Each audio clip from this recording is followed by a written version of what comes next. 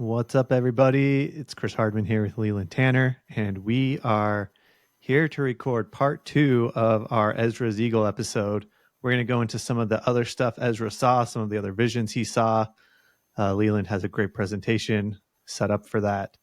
Before we do that, the first part released, 3 or 4 weeks ago, and since then, it has just been like absolute chaos.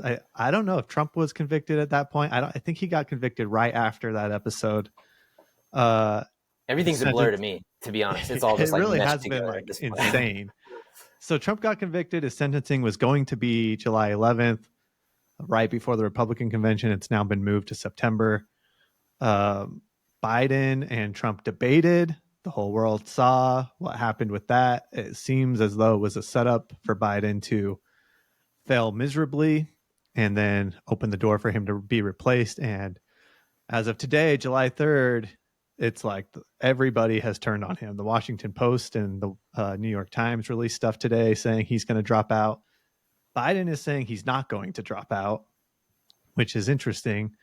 I guess I'll just dive right into that to start, because something about Ezra's Eagle that's always, I think I've talked to you about this, Leland, but I've thought a lot about this, how the feathers, like Trump's feather, Biden's feather, they seek to rule in their own way. And I'm like, how does Biden fit that? Because he's not like he's on their team, like he's doing all the stuff they want to do. But you can kind of see it now where they're like, hey, Obama's meeting with him and it's like, hey, man, you got to go. And he's like, no, I'm not going anywhere. So, I mean, at this point, he's definitely ruling in his own, or at least trying to rule in his own way, or his family is, whoever is pulling his strings at this point is. So with all this stuff going on, I don't know, kind of how you want to give us a lay of the land, Leland, kind of what you're seeing. Well, I'm thinking add on to that too. We have Julian Assange and his agreement. That he's reached. That's true. He just got free. And in the big scheme of information warfare, in our propaganda episode, we talked about how you have this globalist subversion going on of our Constitution and our values. And then there's always this pushback of a populist, nationalist, whatever form it takes. It's this conservative movement or whatever that pushes against. And you have like this back and forth, right? The latest version of that has been the MAGA, America First, Donald Trump movement, right? Kind of the outgrowth of the Tea Party of the early 2000s. This is what I see it as. Like the Tea Party, it was kind of subverted and attacked by the liberal Democrat globalist secret combination, right? And then it was beaten down. You had people like Glenn Beck, who was out there attacking George Soros and then having actual repercussions for his ability to communicate and do media and stuff like that. So like we had people that were starting to identify and contradict the main players of the American subversion, right? Of the secret combination subverting us.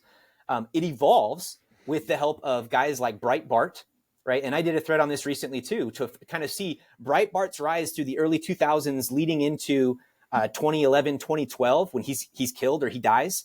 That's an important formative point for what eventually becomes the America First movement, because you have guys like Steve Bannon and all of the donors on that side of the political ideological side, right, that are supporting that kind of media propaganda counter push, a counterinsurgency against the globalist insurgency against us as American peoples, right? Like, so this has been going on for a long time. You have this interplay. And then right around the time that Breitbart and Bannon and all these people are putting together their teams to try and counter the left-wing media, the Marxist media push, you have Julian Assange doing the same thing, but also involving the military intelligence, right? Because that's what his first few drops and things with WikiLeaks were decrying some of the vast abuses of justice that the military, the American military, the American government and things were doing in Iran, Iraq, with the Afghanistan war, all the things going on in the Middle East post 9/11. He was kind of opening the curtain and becoming a problem to the globalists, right? Now, approaching 2016, how does this relate to what we're seeing right now? I think everything, with Julian Assange coming to the narrative front right now at the perfect timing for all of Donald Trump and America First adversaries like Hillary Clinton, Obama, and the establishment, where they're kind of in a panic and array. You have their adversary that was the number one problem in 2016 coming onto the scene again. Because in 2016, it was Julian Assange and WikiLeaks that blew up the DNC in early 2016. And who was it? Debbie Wasserman Schultz, the head of the DNC, had to step down because it was revealed that they had colluded to get Bernie Sanders off of the ballot and put Hillary Clinton in, that it was her turn, right? Like, so So that was the first thing in the first half of 2016. And then the October surprises with the John Podesta and DNC emails that WikiLeaks released right just before the election. So a lot of people blamed Assange. A lot of people blamed all of this stuff, like Assange helping Donald Trump and the populist movement subvert this globalist ramrod right through our American economy and constitution to this globalist one world order. So Assange is a huge piece to me. So to see him coming to the forefront at the same time with all the other things you just mentioned, with Donald Trump being convicted, and then also just this last week, the Supreme Court ruled that a lot of the things they had painted him evil for and wrong for with the J6 and things he had done while in office still as president, he now has protection per the Supreme Court for those official acts. But what aren't protected are unofficial acts. Now, was Obama's spying campaign and was Hillary Clinton's spying campaign on Donald Trump and the America First movement, the populist movement in 2016, were those official acts? Because if they were, then they might have protection. But if they weren't official acts and they were colluding with intelligence agencies and all kinds of nefarious characters, which we know they were, according to like the Mueller report and a lot of the stuff that's come out, they're caught. Like they are. What just happened to Trump provides him protection, but it's going to allow, like we called for, this nasty legal precedent set, this lawfare that could be unleashed on previous presidents, going back to like find out who really did 9/11. Were those unofficial acts or official acts?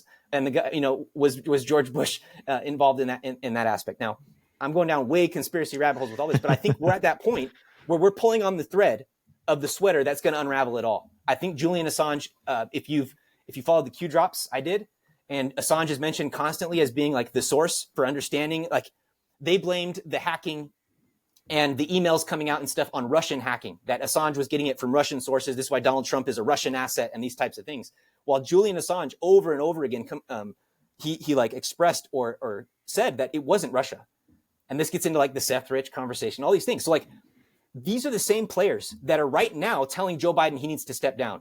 The Hillary Clintons, the Obamas, the establishment people, the media who was fighting his Russia or the Russia push for the DNC in 2016. These are all the same characters that are coming alive, telling Joe Biden to leave.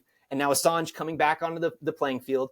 You have Steve Bannon as well in legal battles, and Donald Trump. Like all these players are at this critical pivot junction right now. Yeah, Bannon just got put in prison. Yeah. So like, okay, all of this is happening. I just wanted to add that later. I'm sorry to like go schizo on you for a second, but like, no, it's perfect. I can't see these things happening without that context coming to mind for me, because I've been following all this that long. It was in 2016 that Donald Trump essentially was spied on, that all this stuff started to happen, that the 4 years of his presidency were tainted by. All of the spy versus spy crap that went on before he even took office handicapped him while he was in there. I mean, he did a lot of amazing things while he was in there with what he could. And despite being sabotaged by every position that was filled by some bureaucrat who was for the globalist agenda, right? He had to play that game while he was in there. And I think he did the best that he could. But more than anything, whether he accomplished legal things or political things that he needed to or not, the narrative social awakening that has happened post 2016, it's what Alex Jones and everybody is calling like the Great Awakening, right? People are starting to see the curtain behind, or the person behind the curtain, puppeteering all of these politicians and our government for the last 150, 200 years. And so it's going to be all out open warfare. This is exactly what the prophecies we've talked about, though, call for. That as soon as Biden is removed, you have some type of crisis where an eagle head steps in, a force steps in, and I can't think of anything else that could happen right now that would paint the picture more clearly that that's what we're walking into. Like I was telling you before we started recording, my mom's starting to notice that a lot of videos are popping up on her feed for like Ezra's eagle. So start learning about these prophecies and like what's going on. There's just a ton of videos and people wanting to talk about this. Well, if we were so far out in right field or left field with our speculation or our focus on looking at these things, it would be the opposite. You would see less talk about these ridiculous prophecies that we're talking about that are predicting the future, right? But it's not. It's the inverse of that. We see an increase in interest and an increase of fulfillment of this prophecy. That should be an evidence. That should be something that we say, okay, Lord, we see this and we're going to act in faith and like prepare. So I like it. I think everything going on right now is exactly what we should expect, and it should intensify exponentially until something happens. So don't think that we're going to get a break. Not until something happens and someone comes in, maybe we get a breather, but we are at the point in a story narrative at the climax, about to have the turn where everything starts to get resolved. And I feel like we're at that point. And I don't mean resolved and fixed. I just mean in terms of like unraveled. We start to see what's really going on. Yeah. It really feels that way. We're like right there. I think as of today, Biden is saying he will not end his campaign. He's going to stay in. And to me, that just plays again into Ezra's eagle, because they don't want him to run. They know that he can't win. So now it's like, well, if you're not going to leave on your own free will, they're going to have to do something to get him out. And that may be, whereas he could just leave on his own, finish his presidency, but leave the campaign. Refusing to leave the campaign puts him at threat of losing his presidency as well, in whatever way they decide to do that, because they need him gone. And so it's like, well, see you, man. If you're not going to play along, bye. And then he becomes the shorter feather than Trump, I should say. So I think we're going to see that unfold. Do you think, I'm just going to ask some questions that people have been asking me to get your opinion. Do you think that Trump is one of the next two feathers? I personally don't, but I'd be curious what you think. I'm with you. I think the prophecy, when it says that he's never to like be seen again, or what the specific language is about his feather, I take that to heart, because there's no, and even just objectively looking at it, these people not only did everything possible that they could do while he was in office to subvert him through impeachment after whatever, right? Subverting his campaign, subverting his administration, his cabinet with people that were doorstops, or just adversarial and fighting against what his objectives were, or the America First objectives were. So not only was he fighting that kind of subversion and stuff, but the media propaganda, everything else. I think, I'm trying to remember exactly what your question was, because I know I was going somewhere with it. It was just that, like, I don't think he returns, right? Yeah. He's been taken out. They were willing to release a pathogen, supposedly, right? A virus, a pandemic. We'll just say that. A pandemic. They were willing to release a pandemic on the whole world to prevent him from taking office again. That's what I'm saying. Like, I see it through that lens. That was a move to subvert the 2020 election through mail-in ballots and all kinds of frauds and the things that were changed because of the pandemic. I don't think it was just an accident that it happened in an election year and exactly with the timing needed to make the election as confusing and crazy as possible, right? So if they're willing to hurt the world, literally humanitarian crisis the world, is what they've done in 2020. They already did it. It's not a question of will they do something like that. They're not going to let him take office again in 2024. So do you think he even makes it to the election? No, I don't. I hate to be the one that keeps saying this, but I haven't changed my position from the first Ezra's Eagle video I made 3-4 years ago, whatever it was. I think they will kill him. I think they will JFK him. I think they might do the same to Biden to make it clean, like that it was an accident, a bombing, and you can blame someone for that kind of thing. Now, whether you blame, like, let's say you take out Kamala Harris or Kamala Harris and Joe Biden at the same time. You'd have to take out Mike Johnson at the same time, because he'd be the next in line. That would be the next two that would think to rule. You would have to have some type of false flag, blow them up in some bomb or something, and then you could come in and be like, oh no, look what's happened, we're going to war. And everybody would kind of rally around that there was some attack on America. Or you could blame a MAGA supporter that it was something like that and vilify Trump even further to force an assassination of Trump in like retaliation. So you want to like cause an internal fight. So there's many ways that they could go about cascading a crisis by starting it, right? It's like the Franz Ferdinand formula. But even now today, it's got to be George Floyd level. You get what I'm saying? Where there's coordination on levels that make it seem bizarro, like Hollywood, like it's a movie, like it's a script. I think we've been watching that for a long time, like that kind of control over media, over narrative, over events, over what gets out publicly. I think we've been seeing that's just the nature of propaganda. To deny that that's happening would deny that the propaganda we have used for hundreds of years on our enemies is, impotent against us, or that we aren't allowed to see it or have it used against us at all. I think that's asinine. So no, I don't think he returns. I think it's going to be a play of who are the next two positioning in line. Because even Mike Johnson, he's in an interim position. So there could be some things that happen even before an event that he's not the third in line. So I'm hesitant to like point to names and say, these are the people right now, or these are the feathers, or make a chart or a graph of future things when there's so much in flux with so many different avenues that the deep state could use to kind of flush the toilet. So I don't know, but based on the writing alone in the text of Ezra's Eagle, I don't think Donald Trump returns. That was the longest answer to I that agree. question. I agree with you. And I've been saying that a long time too. I think a lot of people are looking at it and saying, well, Biden and Trump are the next two feathers too, because they're currently the candidates in the election. And I'm like, they're already feathers. They're not Right. like, it'd be a weird way to describe them when they're already two feathers. And then it's like describing two more feathers, but it's the same. It's just, that doesn't make any sense. So it's pretty clear. Caveat that and just say, if it turns out to be them, I think you and I both would be okay with it. But it doesn't seem like that fits like the flow of what's happened in the prophecy to this point. Yeah, Leland and I were talking before this that we're both kind of the mindset of like, it's fun to look at all the different theories and try and see what's happening in the landscape and like how it's going to unfold. But we're both kind of on the same page of like, we'll just wait and see. We're going to find out. We're going to watch it happen. So, yeah, I mean, it's fun to speculate, but in the end, like in 6 months, we'll all know exactly how it happens. So, which seems scary, but yeah. Dude, this is an election year, and not just an election year, but the world's election year. Think of how many elections are happening globally across the world, and the same threat of nationalist, populist movements against a globalist position.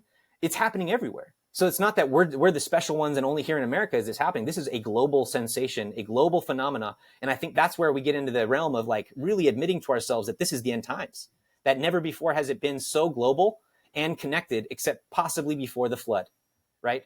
That would have been the same type of situation where you have a global corruption and global forces exercising like total dominion. That's where we're at.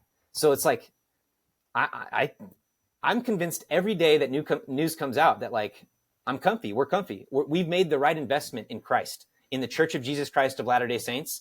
Even everybody's called us crazy for being doomsday preppers for however long and apocalyptic in our very nature. Our very name is Latter-day Saints. We're expecting the end, right? Like, but now we are being totally justified. In fact, most of the Christian world today are taking Latter-day Saint positions against secret combinations, against globalists, against that kind of stuff, and they don't even know it. They don't even know that we're their greatest allies. It's kind of crazy. Yeah, you brought up a good point. We hit all of, well, at least a good chunk of the news that's happened in the United States over the last couple of weeks, but you have these elections in Europe that went like overwhelmingly. So I think it was the European Union Parliament is what I think the election was.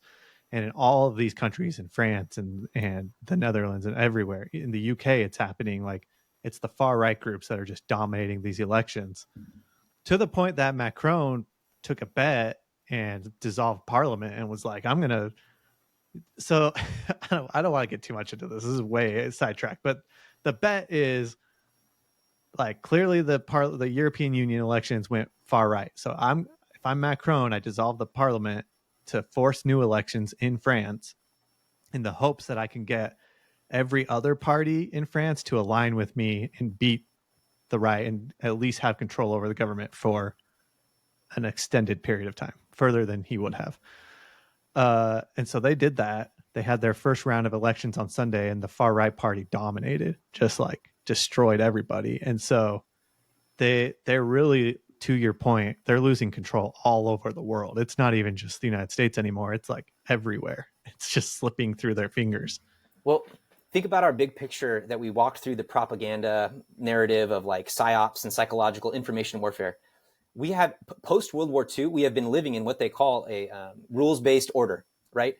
Rules-based international order, with NATO being the police of the world.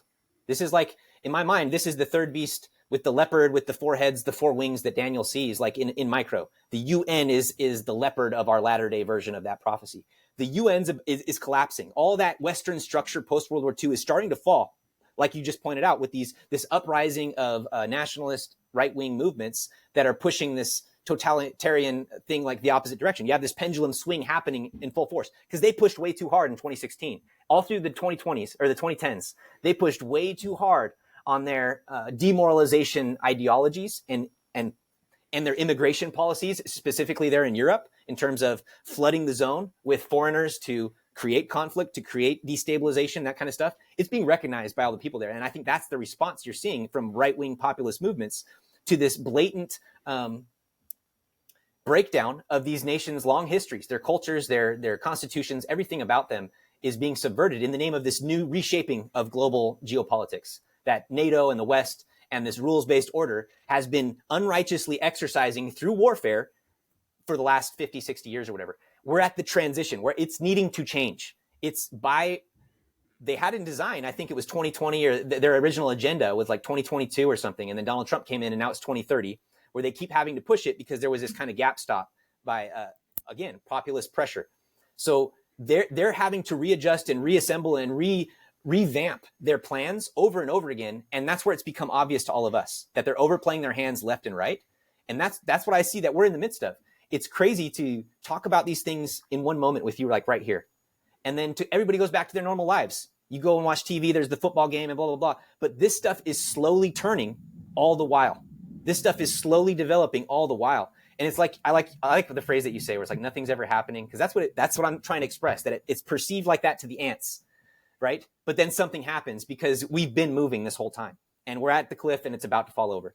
So there's so much that could happen between now and then. Again, we're expecting financial collapse or the dollar to be rug pulled by the BRICS nations and that other geopolitical force that's pressing down on NATO right now between Russia and India and China. So like, we are ripe for war and people don't want to admit it.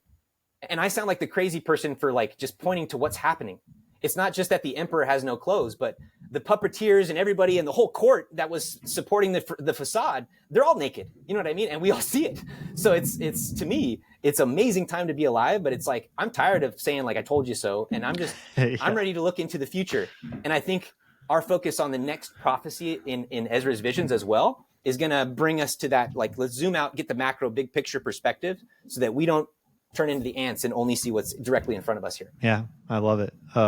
Yeah, I always say nothing ever happens. And then I'll say nothing ever happens until one day it does. And it's kind of the way you were describing it, this slow moving thing until it hits a tipping point and it's very fast. It's like very, very slow. And then one day it just all falls apart and it's fast.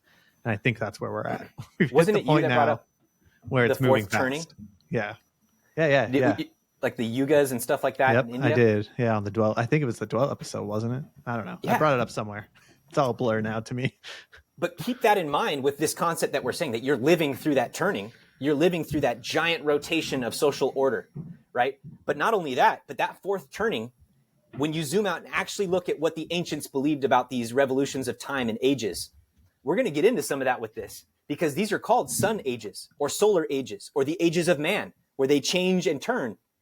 All the ancient cultures, get this, believed that every sun age was initiated by a planet or a star that would come down and initiate the new world order and then go back into the heavens. So like, think about the birth of Christ as well and the signal of a star. We'll talk about the Exodus, and that was caused by a star and the birth of a new age and a new nation coming out of it as well. We talk about the flood of Noah in my catastrophe perspective and in my writings, my essays, the flood of Noah being caused by a star, the star Saturn, and its change in the heavens and it being a sign and a portend to the changing of ages. The Native Americans here in America, I mean, I'm here in the Southwest by the Four Corners, where we've got the Hopis, we've got the Navajos, we've got all these people with traditions that talk about these sun ages, where different planets ruled the earth at different times and man was here on the earth while it happened. So we're going to talk about some of that in context of this prophecy we're looking at in the future. Because to me, somebody who believes in cosmism or believes that God has cosmic power and is the Lord of hosts or the Lord of the planets, the stars, just like he is you and I, and they're part of the plan of salvation. It's not that they're some external extension, that they're incorporated into what we all recognize as the plan of salvation. And we just forget. We're like mankind in amnesia. We've had these catastrophic, terrorizing events like the flood, like the destruction of the Tower of Babel, where everybody forgets their language. Like what kind of event is happening where something like that happens? Well, it's global planetary catastrophe, the changing of heaven and earth. This is what Peter talks about. I'm not crazy for saying this. Read your scriptures. Peter says that before the flood, there was an old heaven and an old earth, and that it changed. And that when Christ comes again and the millennium is initiated, there will be a new heaven and a new earth. Isaiah talks about this. And we'll talk about how Isaiah, in his time, like Moses in his day, was dealing with a planetary catastrophe during their exodus. I write about this. But Isaiah and Amos and the prophets right at the scattering of Israel, they were also living through a planetary catastrophe that involved the planet Mars. And we'll talk about this. Mars as Baal, the storm god. The wormwood, right? This would be the bitter judgment that is talked about in all of prophecy. In the book of Revelation, we'll talk about it here from the man from the sea. He's riding a mountain, and this will be connected to planetary catastrophe and these types of patterns that are repeating and cycling. So I bring that up because we're talking about these social cycles in the terms of like geopolitics and propaganda and information warfare.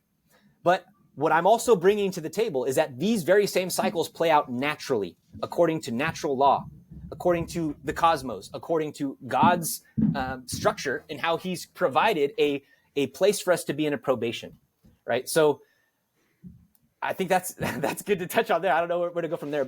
Other than just to say that the turning concept that we're feeling, it's here and present in more ways than just socially. Yeah, I love it. So I think we can just go right into it, into the next stuff Ezra saw. I don't know. Do you have anything else to add about Ezra's eagle and the current state of things? To be honest, not really. Other than like everybody, I would say a caution, like a word of caution or warning that it's not important to be the first one to like notice things. Okay.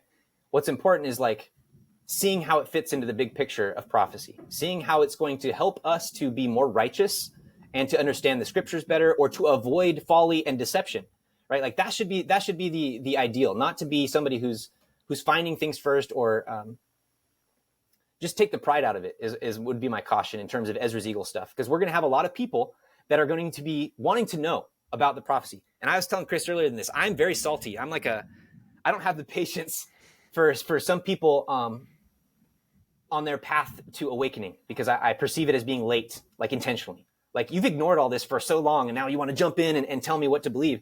And I take, like I'm insulted by that almost. And so I would say, let us all be humble. And I'm speaking to myself, that as more people awaken to what's going on and are looking for answers, that we can provide them to them in a way that's not weird, in a way that's not overbearing. So that's what I'm working on personally. And I would just share that with everybody else as well, kind of as a word of caution. As you get proven right, don't rub it in people's faces. Be the person they want to turn to learn about this stuff, not somebody who's going to rub it in their face. Agreed. I'll just say buckle up, because it's going to be a wild ride for the next few months until the election. And on that vein, that leads perfectly into this next segment, because a lot of people have been asking me about Ezra's eagle for the last couple of weeks. They're like, I mean, it's people who aren't on X, or they're not like looking at YouTube videos. Like they've just never come across it till recently. And so they're asking about Ezra's eagle. And to your point, Ezra's eagle is just a small part of this whole second coming prophetic picture. And so let's go into more of it. Let's talk about what else Ezra saw. I mean, I think there's 7 visions in the book of Ezra. Is that right? Do you remember That's how many correct. there are? Yeah. So 7 visions. Everyone focuses on Ezra's eagle. And I mean, it makes sense because it's happening literally right now. And there is kind of I think you put it this way, there's an expiration date on it. So it's like the hot thing, but he saw a lot more stuff. So let's get into some of that. And let me preface this too, just with what Chris is saying, is that all prophets that we have, like all the Old Testament prophets, especially the ones from like Amos down through Malachi, they were looking and receiving prophecy for how Israel, right, the people of Israel, they would be scattered all over the 4 quarters of the earth and then gathered in the millennial day, and then finally achieve a Zion city. Because the previous versions, like Melchizedek and his people, they attained that. Their city was taken up into the bosom of heaven, like off earth. Same with the city of Enoch. They were an Israel, we'll go say. They were a chosen people that lived a celestial law and were taken up. Israel has been given that opportunity since circa 600 BC, or it was even before that. It was 1500 BC, or about then when the Exodus happened. So for 3,500 years, Israel has failed at achieving a Zion society, but in our day, it's going to happen. It's happening right now with the restoration of the Church of Jesus Christ of Latter-day Saints. We're like the bottom foundation stone, and then all of Israel is gathering, and the Zion from heaven, they're going to be gathering in our time, in our day right now. So it's like, this is the point of prophecy. The point of prophecy is to see, how does God fulfill his promise from the beginning to bring everyone back into paradise, to bring everyone to the day of rest, which is the millennium. Okay, that should be the original day of rest where he's our king. We live in peace, 1,000 years. Nobody dies. Nobody's cheating each other. Satan's not even here to tempt us. And we just go through our mortal probations according to divine celestial law. Like that's what we're promised in the millennium. That's what all these prophets are seeing in their vision, is how does that happen for this community, this church, this people that I'm a part of, that I can see are utterly failing the Lord's requirements. So when Ezra's crying for his people and having these visions, he's asking the Lord, like, you promised us that we would be your people. And look at how Assyria, look at how Babylon, look at how Persia, look at how they overcome Israel. Like, how is this possible? So the first vision he gets, he's asking that question, lamenting, and the angel is telling him all about it, that it's temporary, that Babylon's victory over Israel is like the pride cycle, right? It's because of the pride cycle that it's happening, but God doesn't forget us. So he's kind of patting Ezra on the back and saying, okay, guy, like, you got to see the bigger picture here. The next vision he sees, and these visions are all happening to Ezra. Again, if you want to just put it on a timeline, it's debated, but it's anywhere like 450 BC to 400 BC is when Ezra's alive. He's one of the later prophets, in fact. He's much later than Isaiah, much later than all these guys. So he's actually part of the diasporas or the returns to Jerusalem during the Persian reign over Israel, right? So the kingdom's already divided and stuff, and Ezra's deep in it. So he has a real sensitivity to what's happening to Israel. And how is God going to fix all this when we are a divided kingdom? We're spread out everywhere. Our neighbors are conquering us. We worship the planets just like they do. Like, what's going on? So Ezra is comforted by the angel and by the Lord to learn that, like, God's justice is around a ring. And this plays into the first vision he has about Babylon's temporary rule over Israel, is that, hey, what goes around comes around. And guess what? The righteous will receive their reward. So a lot of these prophecies and visions that he's seeing, or these visions that he's seeing early on, I would encourage you to go read them in Second Ezra's, because they're actually pretty cool. A lot of the text is based on, like, here's what happens to the wicked, and it's bad, but then here's a bunch of good stuff that happens to the good people. And I think when we talk about Ezra's eagle or any of these prophecies or end times or apocalypse, everybody just assumes you're only talking about the negative, the burning of fire and this and that. And sometimes we can get caught up on that, right?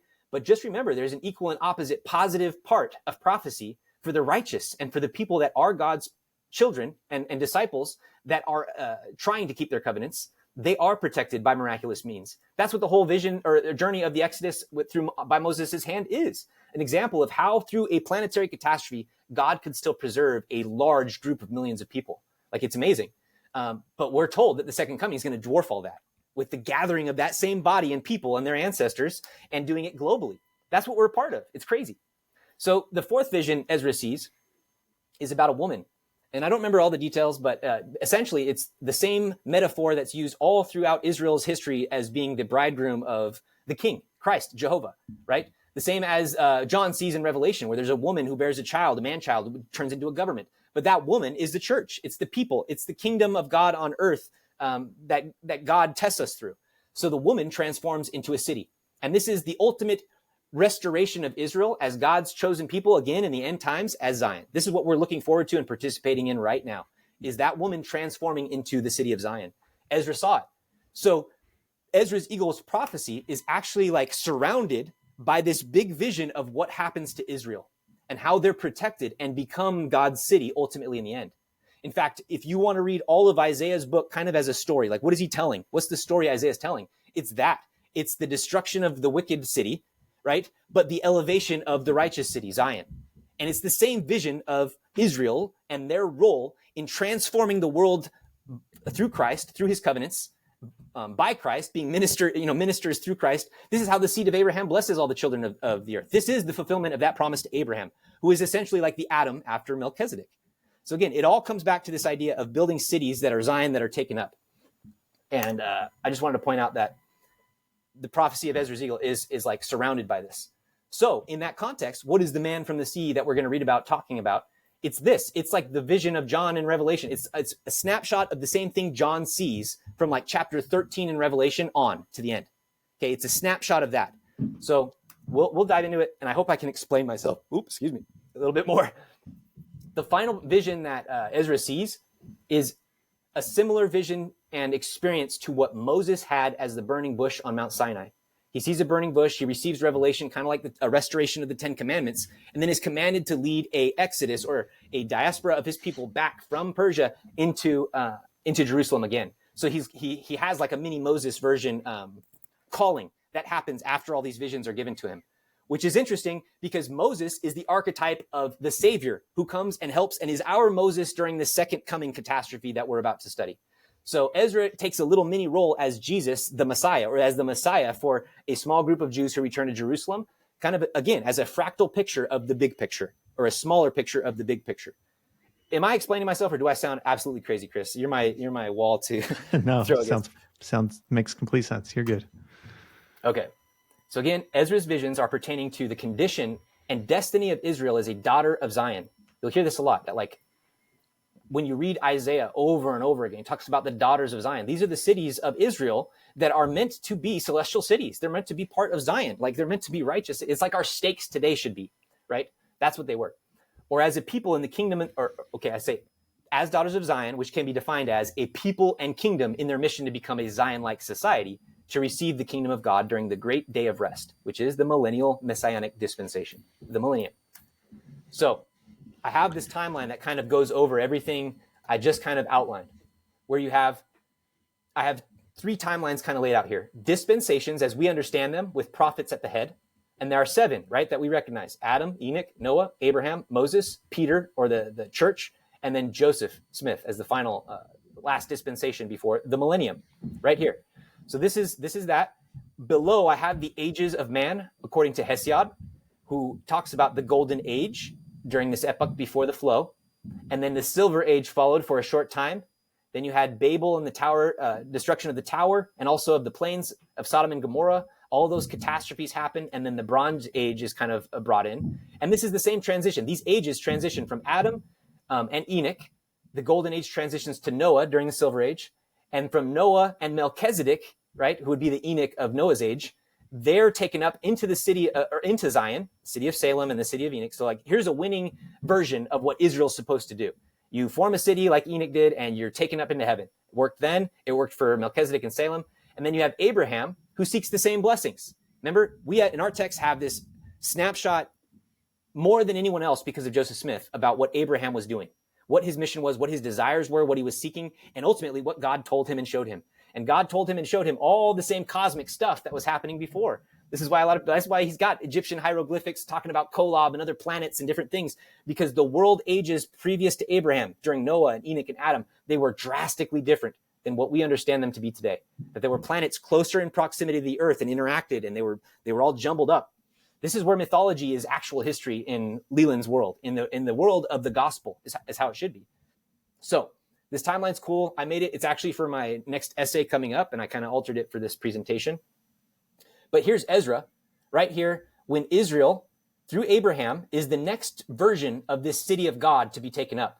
And it fails. So they're scattered. And then Christ comes and fixes not just what Israel's going through, but all the way back to what Adam brought in by fixing death and sin itself through his gospel, and making it available not just to chosen bloodlines like it was all through Moses' day, Abraham's day, Noah's day, Enoch and Adam. It was only through bloodline and very specific, right? This is where it opens up to the whole world, and he sends his apostles to the Gentiles, and they go globally. This is the fulfillment of Abraham's promise from the Lord, that through his seed, all the worlds would receive the covenants and the blessings of the gospel of Jesus Christ. This is where it starts in earnest, in the days of Peter, in the days of the early church. And then when it goes out, it gets captured by Rome. There's a need for a restoration, and here we are. So everybody that's a member of our church kind of understands this timeline. I just like to put it there to put Ezra and this vision and what he's looking at in context. Because he lives here, he's seeing the end times in our day and how this all gets resolved from Israel's failure. Is that pretty clear? Yeah.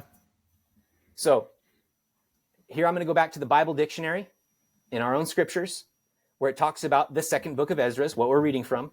And it outlines, again, we talked about these before, but specific scriptures with reference to the Messiah.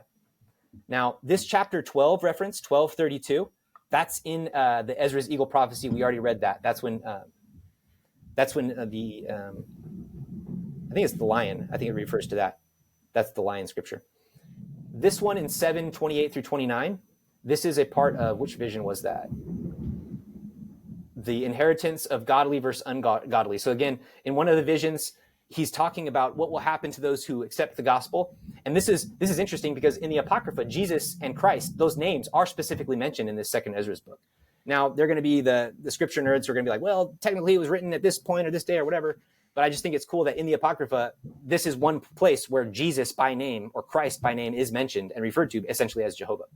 But I pulled that out of that scripture right here. It says, for my son Jesus shall be revealed with those that be with him, and they that remain shall rejoice within 400 years. And these years shall my son Christ die, and all men that have life. So it's like very plain that they were waiting for Christ to come, the Messiah to come, and that they knew it would be about 400 years and all this stuff before it got to that point, and the Jews forgot when he actually was born. Like it had diffused to a point that it was almost unrecognizable, and this was hard to understand. So I'm going to mark these scriptures as we read through it with a big Jesus there, so you know that according to our Bible dictionary, it's saying that we should interpret whoever it's referencing here as the Messiah, as Jesus, and not some other man or some other thing.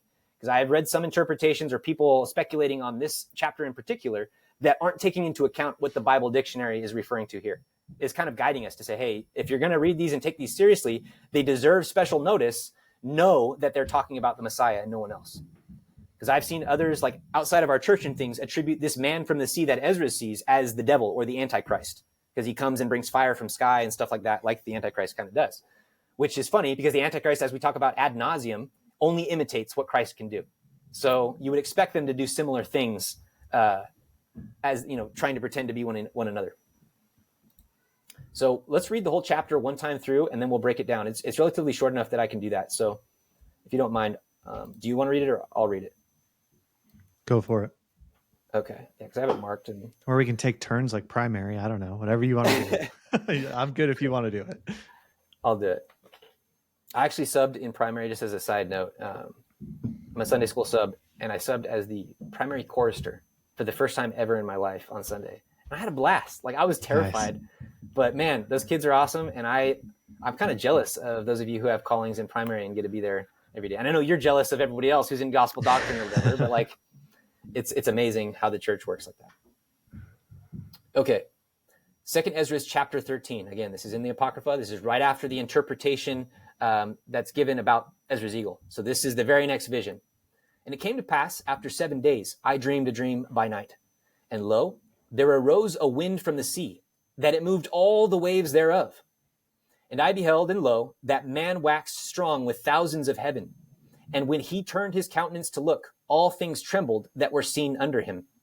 And whensoever the voice went out of his mouth, all they burned that heard his voice, like as the earth faileth when it fleeth the fire. And after this I beheld, and lo, there was gathered together a multitude of men out of number from the four winds of heaven to subdue the man that came out of the sea. And I beheld, and lo, he had graved himself a great mountain and flew upon it. But I would have seen the region or place whereout the hill was graven, and I could not. And after this I beheld, and lo, all they which were gathered together to subdue him were sore afraid, and yet durst fight. And lo, as he saw the violence of the multitude that came, he neither lifted up his hand, nor held his sword, nor any instrument of war. And before I go on to read what he does, just to paint the picture, again, very basically, a wind comes out of the sea that moves all the oceans, or the waves thereof. And I beheld, something came out of heaven that was looking around and put the fear of God in everyone, basically. And maybe even shook the earth with its look, its gaze. And whenever the voice went out of this person's mouth or this thing's mouth, everyone burned that heard it, okay?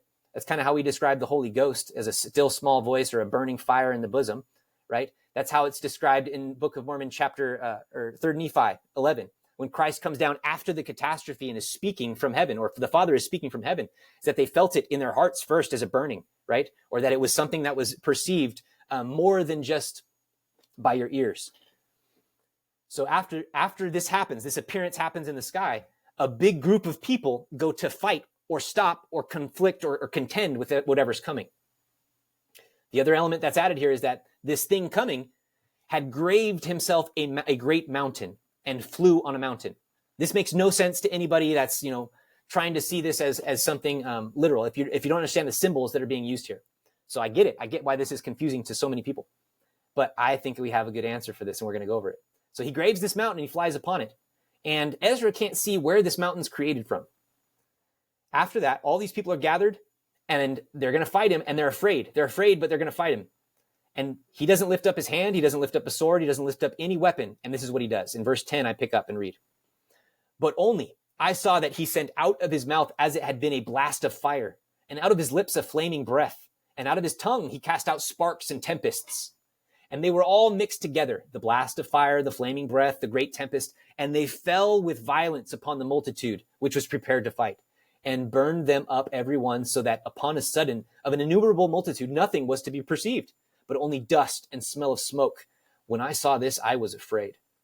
So without speaking, without anything, he just dumps on them with this kame kame yeah, like this fireball blast from heaven, where he just destroys them. And it's all of these things all at once: a tempest, a wind, a flaming breath, a blast of fire, sparks, all these things at once. And again, my mind is drawn to the severe tempests and lightning storms and the convulsions of nature that we witness during the 3rd Nephi 11 scene. Now, after all that destruction and that being afraid, afterward, verse 12, saw I the same man come down from the mountain and call unto him another peaceable multitude. So he comes down from the mountain and he calls a peaceable multitude, not the ones wanting to do him harm. And there came much people unto him, whereof some were glad, some were sorry, some of them were bound, and some of them were brought with them that were offered. Then I was sick through great fear, and I awaked, and I said, Man, thou hast shown me thy servant these wonders from the beginning, and hast counted me worthy that thou shouldest receive my prayer. So shew me now yet the interpretation of this dream. And this is the pattern that Ezra goes through with all 7 of these visions, right? He's terrified. He sees the visions. He's like freaked out. And then he's like, all right, Lord, you showed me this dream. Please give me the interpretation. So he goes into the interpretation. Verse 16. He says, For as I conceive in mine understanding, or this is Ezra still, woe unto them that shall be left in those days, and much more woe unto them that are not left behind. So he's kind of saying, those people who survive and are there while all this happens, like, yikes.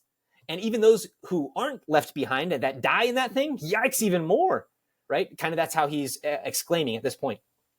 For they that were not left were in heaviness. Now understand I the things that are laid up in the latter days, which shall happen unto them, and to those that are left behind. Therefore are they come into great perils and many necessities, like as these dreams declare. So he's kind of reaffirming our doomsday scenario that Dwelt and everybody here is talking about, that we're about to see this giant collapse of nations. And not just that, but I would add in a cosmic catastrophe, a war in heaven, quite literally. So he says,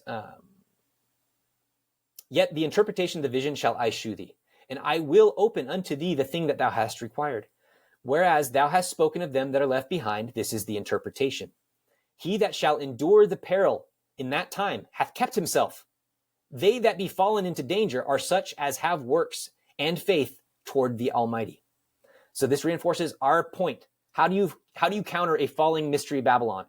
What is our response to this? Are we to take up arms and get the secret combinations? No, it is our righteousness. It is our sticking to the covenants of God in these latter days and following the prophet that will save us, that will make us survive and be counted as those who are left behind, as he's saying here. So it's those who have faith and works in the Almighty. Know this in verse 24, therefore, that they which be left behind are more blessed than they that are dead. So he's saying, again, it's like he said to the people as he appeared to them in 3rd Nephi. What did he say to them? He said, I destroyed all these cities because they were wicked, and you guys are left behind because you're the more righteous part of that people. But even you guys have some repenting to do, kind of thing, right?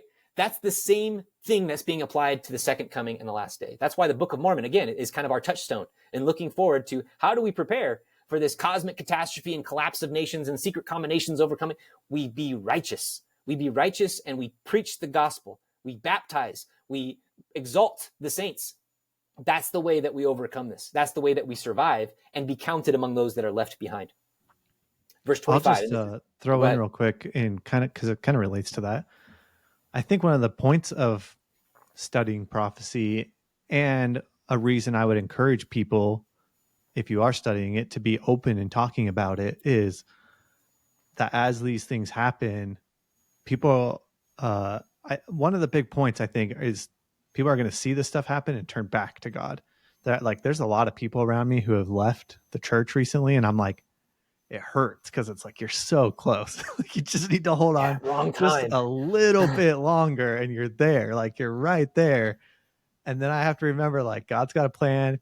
Who knows, when this stuff starts happening, they may reconsider and be like, well, actually, my bad. I should be over there because I can see this stuff happening now. And especially like Ezra's Eagle is a good example. I've talked to people around me about Ezra's Eagle who are not, I mean, they haven't left the church or anything, but they're just like very normie. I'll use that word. They're very normie. And they kind of laugh and they're like, well, I guess if I see that stuff start happening at the end of the year, I'll know who to turn to. And I'm like, well, I'm glad. Like, I'll be here. Like, you let me know when you're ready. And so I think it's like just another witness, as with everything all the scriptures, all, stuff the prophets and apostles are saying. This is just another chance to witness. But these signs will be so great that it's quite the witness that they're going to experience. So just to throw that little addition onto what you're saying. I like it. I think that frames, again, I keep going back to the Book of Mormon, but think about Samuel the Lamanite and him coming in, and how seriously, like, it mattered those who believed what Samuel said because of the sign. And remember, they were going to be put to death on the day that it was supposed to happen, but then it did. And they stayed true until that very end point because they understood and knew the prophecy. If you don't even know that Samuel said those things, if you didn't even know that he was up on the wall predicting what he did, like, how are you going to be on the right side of that? You're not. Exactly. You can't. Yep. You wouldn't be on it. So that's how I view prophecy as well. Like, you need to know and work these things out now, because in the heat of the battle, when things start to happen and you're forced to make a decision for the safety of your family, either run to the government, big government, to save you, or put some faith in God that he's going to do what he did for Moses for you, then you're going to have a hard time if you don't already have that in your heart, like what decision you will arrive at that point. It's how we teach the youth. And except if you are the one studying the stuff, you may need to be the support for the people around you when that time comes who haven't, because you can stand up and be like, I actually know what's going on here. Like, it's in the scriptures. Here's what's happening and here's what we need to do. So yeah, I think it's important. It's an important role to play. I was just to cap it off too. I was just thinking, like, we teach this to the youth where you have to decide now that you're not going to give in to temptation and go to that party or to drink alcohol or to use swear words or whatever it might be. You make that determination, that decision now. But if you never thought about that and you're thrown into a social situation where it kind of depends on you either joining the groupthink and doing what they say or standing for morals, well, if you're not even aware of those morals to stand on, what chance did you have to begin with? You didn't have any. Right. So that's how I view all of this prophecy. It's like the Lord has just told you, he's like, you've got so much material to help you because the times are so extreme. I'm going to give you as much help as possible. And there are people, and I have to wring my hands and bite my tongue that are like, enough. I don't want to know any more about your prophecy stuff. I don't want to know any more details about what's about to happen. And I'm like, okay, you're pulling the Bible, we already have a Bible line, but within the church. Like, we're not immune to that within the church even. It's crazy. All right. Sorry, that's my rant. And obviously, I need to be more patient with Pastor. I'm better in real life. It's online and stuff where I'm just like, bro, like, I don't want to sit down and for 20 minutes bring you up to speed about like some of the things I'm talking about. But sometimes that's what it takes. It takes that personal ministering, that sacrifice of time.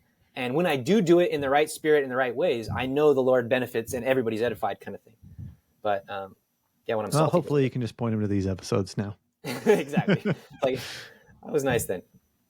Okay. All right. So he's telling him, I'm going to continue in the reading and then we'll jump into more slides. We're almost done here with the reading. Okay. So this is the meaning of the vision. He says, verse 25, picking up, after he tells him that those who are left behind are more blessed than they that are dead, he says, this is the meaning of the vision. Whereas thou sawest a man coming up from the midst of the sea, the same is he whom God the highest hath kept in great season. This is one of the referenced scriptures in the Bible dictionary referring to the Messiah. Which by his own self shall deliver his creature, and he shall order them that are left behind. And whereas thou sawest that out of his mouth there came as a blast of wind and fire and storm, and that he held neither sword nor any instrument of war, but that the rushing in of him destroyed the whole multitude that came to subdue him. This is the interpretation. Behold, the days come when the Most High will begin to deliver them that are upon the earth, and he shall come to the astonishment of them that dwell on the earth. I love that line. It almost brings me to tears when I read that by myself. And I think, and he shall come to the astonishment of them that dwell on the earth. I just think of like Hillary Clinton or Barack Obama or these types of people that we talk about in and out every day, all about their rubbing their corruption in our faces blatantly, right? These are the people that I think will be the most astonished when he begins to come. And it's real. And they know it. And they know they're caught. They know they're guilty. They know there's no recourse for them. That's the astonishment that I feel when I read that and I understand it. I love it. Verse 31. And one shall undertake to fight against another, one city against another, one place against another, one people against another, and one realm against another. And the time shall be when these things shall come to pass, and the signs shall happen, which I showed thee before. And then shall my son be declared, whom thou sawest as a man ascending. So it's the same thing. Now there's some confusion. Ascending, descending, what's going on? He's talking about Jesus Christ here. Whether it's the ascension he's referring to, and Ezra perhaps saw that in a vision already, his resurrection, or if it's the ascension of this man from the mountain and coming from space instead of a descension, it could still be determined an ascension. Kind of like the sun. The sun ascends in the morning, but it descends in the night. So it depends on the position in the sky. It could be ascending, descending type of thing. And in fact, the sign of this coming of the Son of Man that Joseph Smith talks about, he says it will be seen like the sun coming out of the morning in the east, ascending. So it tracks. Again, if you're keeping the big picture that Ezra is seeing, this end time scene. 33, and when all the people hear his voice, every man shall in their own land leave the battle they have one against another. And an innumerable multitude shall be gathered together as thou sawest them, willing to come, and to overcome him by fighting. But he shall stand upon the top of the Mount Zion, and Zion shall come, and shall be shewed unto all men. So he stands on top of Zion, but Zion shall come as well. That could be confusing to people, but in our world, we understand what he means. If we're talking about Zion from heaven, like the city of Enoch, and Zion here on earth being we talk about Zion in the mountains there in Salt Lake City, being the ensign put up by the Lord. Well, there you have the meeting of Zions, right? The Lord's standing on top of Mount Zion, and Zion comes, or if he's standing on the city of Enoch and coming. Like, all of that makes sense, regardless of which one it is. He says, and Zion shall come, and shall be shewed to all men, being prepared and builded, like as thou sawest the hill graven without hands. So he's talking about the mountain now, that he was flying on. That it's the same thing that was prepared and builded to come, and it's called Zion. So interesting. That what is he flying on? A mountain, or is it Zion? It's Zion. It's the city of Enoch. And this my son shall rebuke the wicked inventions of those nations, which for their wicked life are fallen into the tempest. And they shall lay before them their evil thoughts, and the torments wherewith they shall begin to be tormented, which are like unto the flame. And he shall destroy them without labor by the law which is like unto me. So I take that as like he's using magic, but we call laws that we don't understand magic, that kind of thing. That's what it is. He's using natural laws that we don't understand quite necessarily, but that's how he's destroying them. And whereas thou sawest that he gathered another peaceable multitude unto him, verse 40 says, those are the 10 tribes, which were carried away prisoners out of their own land in the time of Hosea the king, whom Salmanassar, the king of Assyria, led away captive. And he carried them over the waters, and so came they into their own land. We're going to talk a lot about this when we get to the slides. So this is exciting, that this multitude he brought down after he destroys everybody is who? The 10 tribes, the lost tribes. But they took his counsel among themselves, that they would leave the multitude of the heathen and go forth into a further country where never mankind dwelt, that they might keep their statutes, that there they might keep their statutes, which they had never kept in their own land. And they entered into Euphrates by the narrow place of the river. For the Most High then shewed signs for them, and held still the flood till they were passed over. Ezra's referencing some event that took place to the 10 tribes on their exit when they were leaving. This is not mentioned in other scriptures. So this is huge. This is a big info drop on the 10 tribes if we're looking at this whole book as a legitimate book, which we are. So this is big. He's talking about what happened to the 10 tribes as they were leaving, because this is the same peaceable multitude that he sees coming back. So he says, for through that country there was a great way to go, namely of a year and a half, and the same region is called Arsareth. And we'll talk about that in the slides. Then dwelt they there until the latter time, and now they shall begin to come. The highest shall stay the springs of the stream again, and that they may go through. Therefore sawest thou the multitude with peace. But those that be left behind of thy people are they that are found within my borders. So he's talking about the people that you saw about left behind that we're talking about. They're separate. They're separate from this 10 tribes that come in after the fact there. Now, when he destroyeth the multitude of the nations that are gathered together, he shall defend his people that remain. So that's again, here's that blessing part. Don't just look at it all as doomsday, but he's saying the righteous people, he's going to defend us, just like he did for Moses and their people against the Egyptians. And then shall he shew them great wonders, like he did at Mount Sinai, like he did throughout their journey in the wilderness. Then said I, O Lord, that bearest rule, shew me this. Wherefore have I seen the man coming up from the midst of the sea? And he said unto me, like as thou canst neither seek out now, nor know the things that are in the deep of the sea, even so can no man upon earth see my son, or those that be with him, but in the daytime. I would just put that to say, like, he's asking, where did this guy come from? Where is he coming from? And the angel is basically telling him, like, don't worry about it. Like, he's coming from heaven. He's coming from somewhere that man can't see because they're not allowed to. But the righteous can. I think that's what I take it as. But in the daytime is when you can see him. Is that those who walk in the light, those who walk in the Spirit, those who walk with the Lord, they would know Kind of like Joseph Smith knew where Zion was and spoke with angels and all kinds of stuff, like that idea, those who walk in the daytime. This is the interpretation of the dream which thou sawest, and whereby thou art only here lighted, or thou only art here lighted. And that's the end of it. So he tells him there, he gives him this wisdom and this understanding. So let's jump into some of the slides. Now, any commentary right away, just from the first reading of it, that's jumping out to you? I have a couple things, but I'm going to wait till we get to the slides for those verses. Perfect. So yeah, we'll go through kind of verse by verse with some additive on this that's going to increase the picture here. So I'll just jump to it because I've got a lot of these, and now that we've read through it, I'm not going to spend a ton of time explaining the part of it. So we're going to go right back through this thing and kind of break it down. So in verses 1 and 2, it says, "And it came to pass after 7 days, I dreamed a dream by night, and lo, there arose a wind from the sea, that it moved all the waves thereof." So what can the sea be in prophecy if we're interpreting or looking at this dream? Sea can mean a lot of things and doesn't just have to be the sea, the ocean sea with salt that we go to and tan at the beach. It doesn't have to just be that. So what can the sea symbolize? I've written down a few of them here. It can be the ocean below, or it can be space above, the sea of space. It can be the earth ocean, or it can be the cosmic ocean. It can be the waters below or the waters above. The ocean could be the atmosphere. You could see it as a giant, vast ocean of gases and molecules and things like that. In prophecy, a sea is also referred to as nations or multitudes. That, like when Ezra's eagle, when it comes up out of the sea, a lot of the popular interpretation of that is that it comes from the multitudes or the nations of the people, but also across a literal sea. So there's that. Also, sea can mean chaos or disorder, that it just comes from the great beyond, the unorganized matter, or whatever you want to call it. Now, there's also this kind of dichotomy with that, in that water itself is the source of life. So you have the sea being also the bed of chaos and disorder, but also the source of life, which seems weird.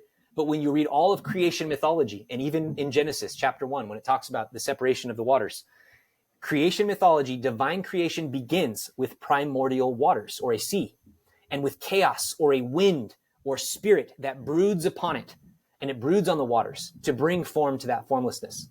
So sea is not just a straightforward, it could be this or that. It could be a reference to a lot of things.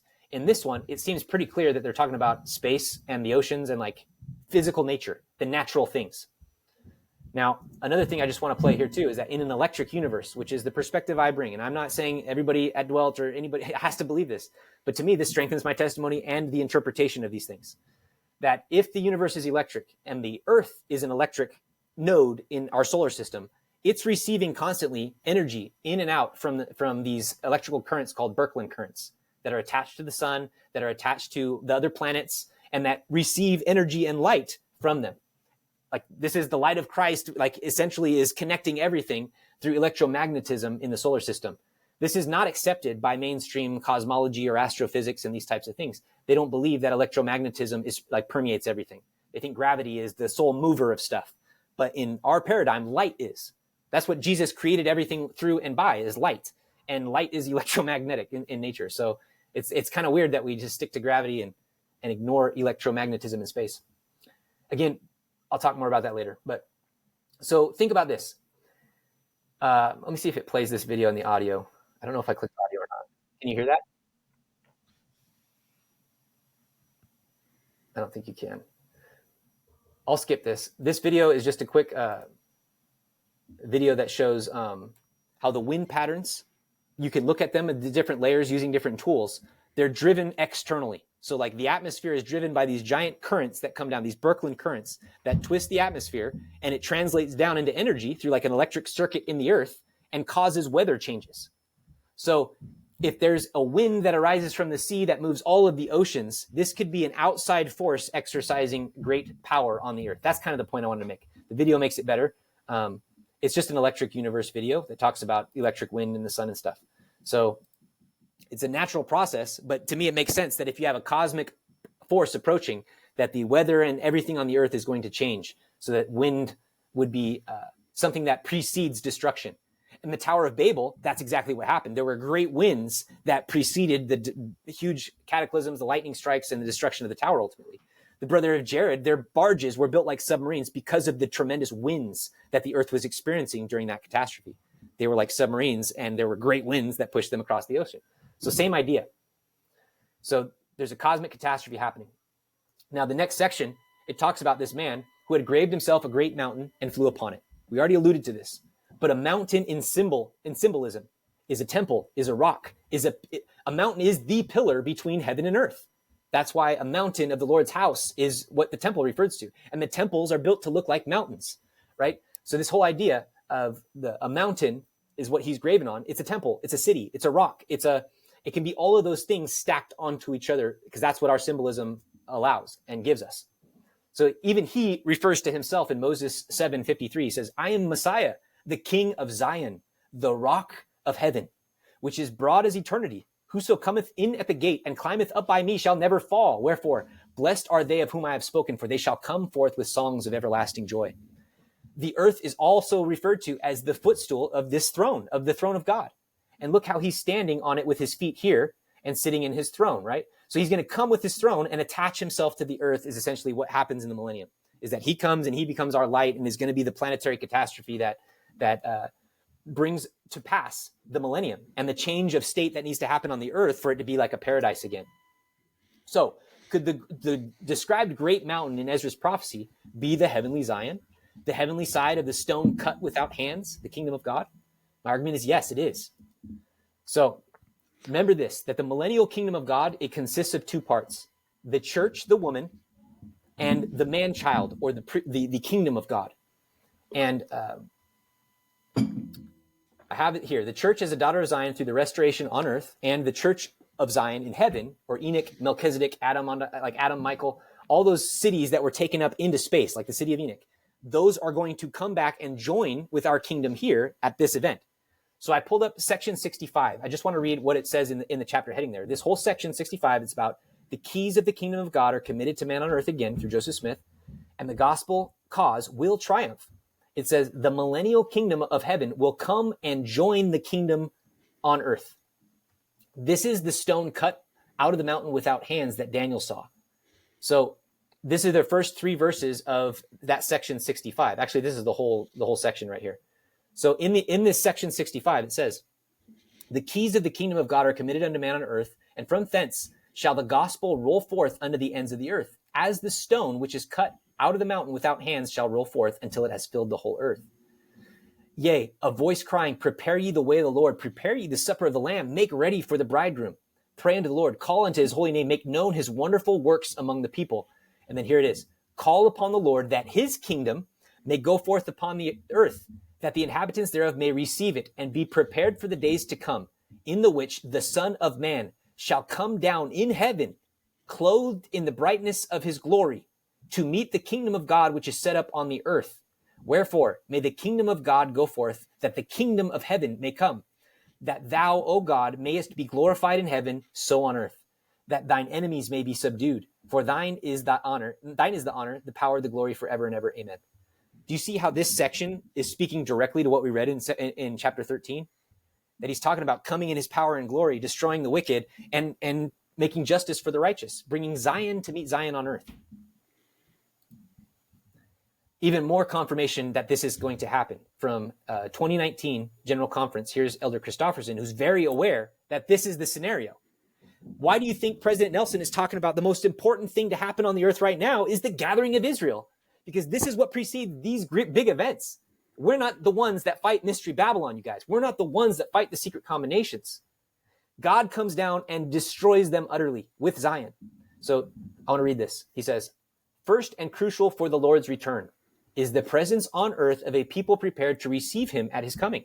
These are those that are left behind that we're talking about here in chapter 13 of 2nd Ezra. Those who have faith and works unto the Almighty. He has stated that those who remain upon the earth in that day, from the least to the greatest, shall be filled with the knowledge of the Lord, and shall see eye to eye, and shall lift up their voice, and with a voice sing together this new song, saying, the Lord hath brought again Zion, the Lord hath gathered all things into one, the Lord hath brought down Zion from above, the Lord hath brought up Zion from beneath. In ancient times, God took the righteous city of Zion to himself. By contrast, in the last days, a new Zion will receive the Lord at his return. Zion is the pure in heart, a people of one heart and of one mind, dwelling in righteousness with no poor among them. The prophet Joseph Smith stated, we ought to have the building up of Zion as our greatest object. We build up Zion in our homes, our wards, our branches and stakes through unity, godliness, and charity. This great and last dispensation is building steadily to its climax. Like we were just talking about, we feel like we're on that cliff and about to fall down the hill where everything resolves, the story resolves. Zion on earth being joined with Zion from above at the Savior's glorious return. The Church of Jesus Christ is commissioned to prepare and is preparing the world for that day. And so, this Easter, let us truly celebrate the resurrection of Jesus Christ and all that it portends.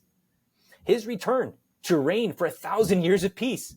His return to reign for 1,000 years of peace. A righteous judgment and perfect justice for all. The immortality of all who ever lived upon the earth. And the promise of eternal life. Christ's resurrection is the ultimate assurance that all will be put right. Let us be about building up Zion to hasten that day in the name of Jesus Christ. Amen, is how he ends that talk. He clearly understands this point, that we are waiting for heavenly Zion to come down out of heaven, but that we as a people need to be righteous. That's why they talk about the milk and the honey over and over again, the first principles. We're not doing them. Now, riding a mountain. Let's focus on this again and bring in what Joseph Smith has said about the end times. You can find this in the Teachings of the Prophets books, the handbooks that we went through as a church decades ago. The one for Joseph Smith, chapter 21 on the second coming, has this quote in full, but it's in many points. You can just search Planet Comet in your Gospel Library app and it'll pop up in many places. But here's Joseph Smith. He says, a lot of things have to return, but there will be wars and rumors of wars, signs in the heavens above and in the earth beneath. The sun turned into darkness and the moon to blood, earthquakes in diverse places, the seas heaving beyond their bounds. Then will appear one grand sign of the Son of Man in heaven. But what will the world do?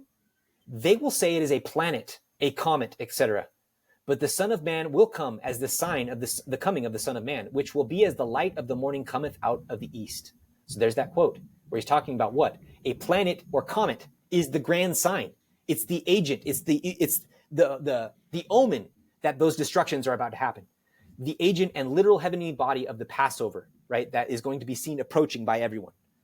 So just as his first advent, when he first came, was preceded by a star or a planet or a comet, a similar sign will precede the second coming. Now, could the described great mountain be the same planet comet that Joseph Smith identifies as one grand sign of the Son of Man in heaven? I'm saying yes. So we've determined that this mountain is the city of Zion, but it's also this very sign that Joseph Smith says everyone will see coming out of the east as the last grand sign of the coming of the Son of Man. The very same language in this chapter in 2nd Ezra refers to Christ coming and showing himself as the Son of Man, being reserved for this moment, to come to the astonishment of all those who see him. So I have something to add. Yeah, a little. It's kind of anecdotal. I brought this up on the Dwelt podcast, and it was sent to me. The actual PDF of the book was sent to me. So I'm going to read a little bit of this. This is from, I mean, who knows? Look, I have no idea how accurate this is, but it's very, very interesting when you're taking it in with this context. The book is called, or at least this chapter is called Mayhanism Today. It's an LDS filmmaker, and he's just telling these stories like that he's experienced throughout his career. And one of the stories is that he gets invited to an art like gallery showing thing, a new art installation is what he calls it. And the guy who invites him while he's there is like, hey, do you want to, he's like, I need a documentary filmed about my life. And this guy's a filmmaker, and he's like, the guy's life is really interesting. He's super rich. And so, yeah, like I'll film your documentary.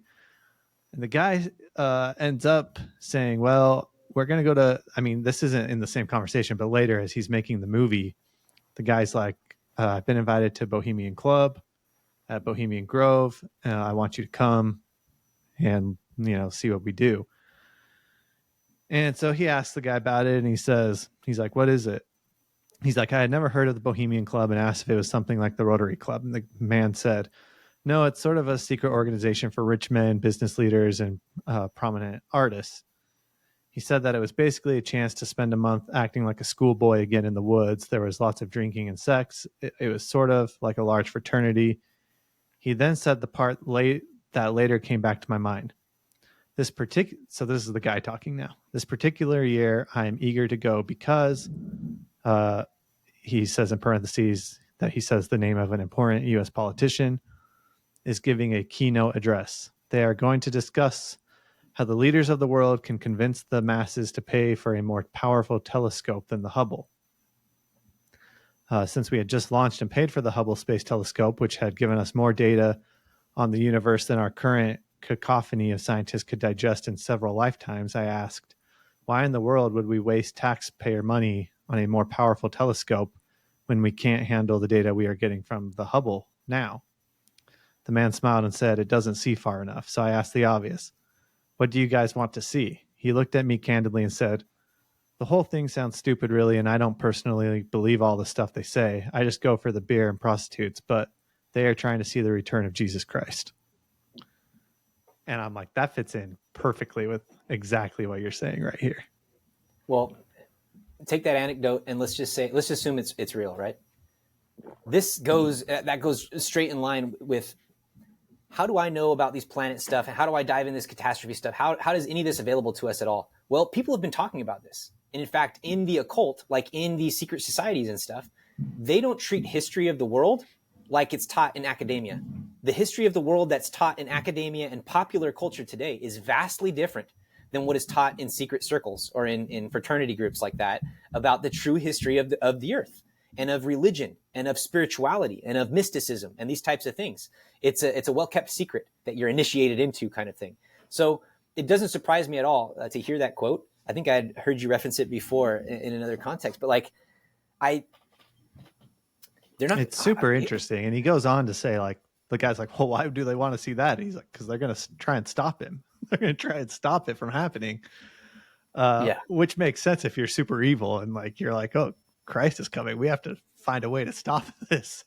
Well, it fits in the text that we just read here in chapter 13 of 2nd Ezra, where they all combine to do battle against him, even though they're sorely afraid. You wouldn't be building this giant telescope in secret if you weren't afraid of maybe what has been prophesied to come.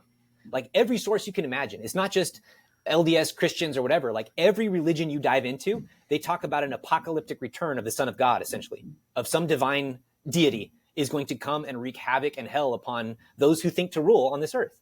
Like the true God of this earth will come down and show himself. Like most of these believe that that's possible. Anyways, I love that. I think that's perfect. Now, I have these pictures here because I believe that they are all representing this same sign, this grand sign coming. The Alpha and the Omega is what it looks like. Now, I want you to just look at this one I have with the mouse. It's the steeple of the Salt Lake City Temple with the angel Moroni on top. But the frame of the pillar is an A, and there's an orb that he stands on as the O. This is the Alpha and the Omega. This is the roof of the conference center that makes the same shape, the Alpha and the Omega, with a cross right in the middle. Okay, here you have Christ depicted as being the Son of Man with that same circular cross behind his head. Here you have the Joseph Smith Memorial with the same circle and pillar coming down, the Alpha and the Omega archetype. It even has 3 layers, just like the one in the conference center, right? Here you have a Native American sun wheel. This is what they're called, sun wheels, right? And this is a chain of arrows that makes the Alpha going up to this Omega. These symbols are not coincidence. This isn't just like art class and it looks cool and it's aesthetic. These are signs of the coming of the Son of Man, of what his glorious appearance as the Alpha and the Omega will appear like. So I believe right in the top of our conference center and on every steeple of our temple, you have this idea of the man on a mountain being represented. There he is standing on the mountain. It's Angel Moroni, but it's the same concept of an angel or a man standing on a mountain flying through the sky, an ensign, right? It's the same idea. It's the same concept. This idea is what I map onto and what others have mapped onto the Exodus, that the pillar of fire and smoke that led the Israelites through the wilderness and out of Egypt would have appeared at times like a pillar and like an Alpha and Omega, like an A and an O, like a bull at times. It would change shapes. If this comet and planet and things was interacting with the earth, you'd have all kinds of changing shapes and symbols. But one persistent one that's always seen as it approaches is this Alpha and Omega pillar-like structure. Even a comet with its tail, it looks like that. It looks like an Alpha and the Omega on its side. It's the same thing. So if it was standing up on the horizon, a comet, and we were going right through its tail, you would see it standing like an Alpha and Omega, a comet. So I'm just saying the symbolism's there. It's there everywhere. This is not me making this up. This is Joseph Smith saying the last sign before the coming of the Son of Man. The world will say it's a planet or a comet. So with your quotes there, I think we kind of buried that one.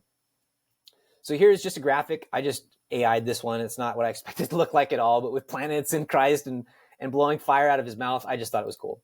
I'll just say I spent a lot of time today trying to get an image similar to this, and it was tough. So you did great. It looks good. Thank you. Yeah, it's hard because they've always got like a million fingers. Like even on this one, he's got like weird gang signs he's throwing up, like alien hands, but it's whatever. So this is where he destroys them, that part. Now, the one thing I want to point out here is the terror. Okay, so I'm jumping to Matthew 24. Matthew 24 is one of the hallmark second coming scriptures that you've got to be aware of. Like if you think you're a second coming prophecy person, like this is huge. So in Matthew 24, I just want to read 29 through 31 and then break it down a little bit.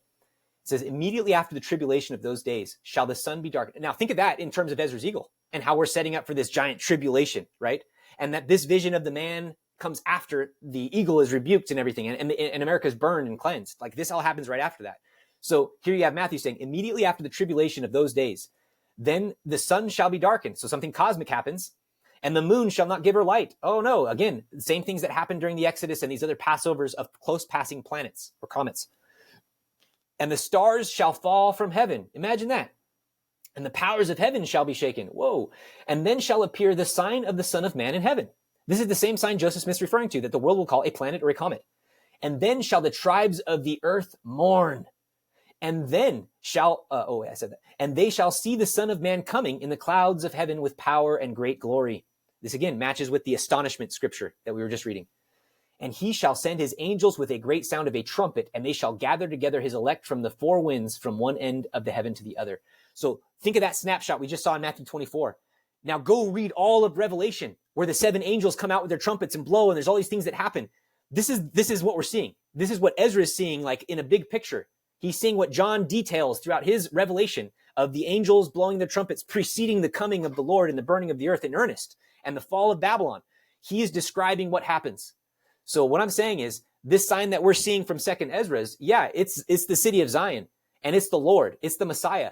But as it comes, he's sending his angels to prepare the earth before it actually gets to us. So we should expect other things to come hit us before the planet we see that he's coming on, or Zion, actually arrives.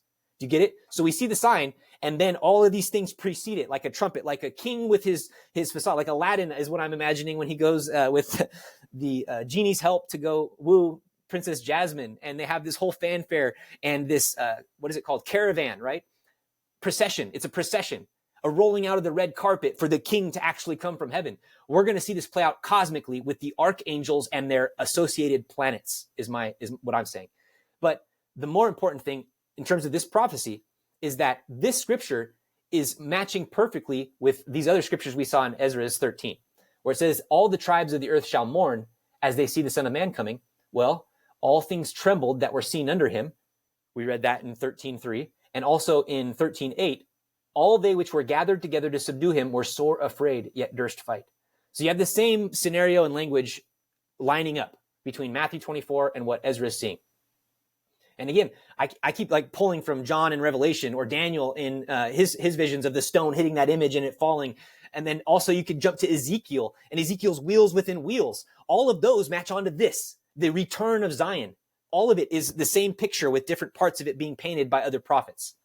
It's beautiful. It's beautiful. And this is why I get so excited and animated about it. And then you have people that want to strong arm me and be like, no, it's all metaphor, bro. It's all, and I'm like, you have no idea what you're missing. You have no idea how it's all connected and how genius our God and our Father is. So that's an important point and a testament to these prophecies that all these guys were seeing the same thing. And so if they're all saying the same thing and it's true, it should line up. And as you're very well doing a great job at laying out here, they line up very well. See, this is where to me it becomes obvious. But to others who aren't aware of all the little things and details that are making it obvious to me, I'm a crazy person. I'm wild. You know what I mean? Like I'm a wild man. But I can't not open up any book of the scripture, any prophet. I was just reading Obadiah the other day and I was like, it's cosmic. Oh my gosh, he's seeing the same thing. Like it's everywhere once you open your eyes to see it. It truly is a key to understand this cosmic layer that makes sense of all the bizarre symbolism that we just metaphorize. We just make eternal metaphors, things that are actually natural. This tile's about those that are left behind, the peaceable multitude. This was a good AI picture I made too. I was pretty proud of that one. With the lightning coming up behind him. But we'll just skip that one. We already kind of talked about that. So who are those that are left behind? It's those who have works, those who follow the rod. Again, this is where I line up. This is what I'm doing with these images. Line up Lehi's vision of the tree of life. He's seeing the same thing. Nephi saw the same thing and then sees what John sees but can't write it, right? They're all seeing the same things happening. They're all putting the same prophecy into many words. So we'll skip that one. So who is the man from the sea? It's identified by the angel and by our Bible dictionary as Jesus Christ, the anointed, the one who comes the second time to deliver his creature, but he sends his holy angels before him too. And I just put Matthew's scripture in there again, where it says when the appearing of the sign of the Son of Man happens, everybody sees it and mourns, but he sends his angels before him. So that's what I'm saying. Like, that's when the stars fall from heaven and things happen before he actually arrives. There's going to be a lot. There's going to be a lot that happens. So don't think of this all happening like in one time span where they all got together and to fight him and then it happened. Like, it's going to take place over time. I'm not saying it'll all happen instantly. But this kind of stuff is world changing. It'll be environment changing. Like, this is where men's hearts truly will fail them if they see cosmic catastrophe on top of all the social disorder and the nations collapsing. You're going to have to be, again, steeled for this. You're going to have to be one of the left behind as someone who has faith and works unto the Almighty to prove it, that you're not scared of this stuff, that you understand Isaiah. Okay, now here's the little Jesuses I put just to mark that these specific scriptures are referencing Christ himself. And my phone started picking up my audio. That was weird. Okay, so in verse 33 it says, and when all the people hear his voice, every man shall in their own land leave the battle they have one against another. I think that's, this is when we talk about everyone's fighting each other, you know, neighbor versus neighbor, father versus son and stuff like that.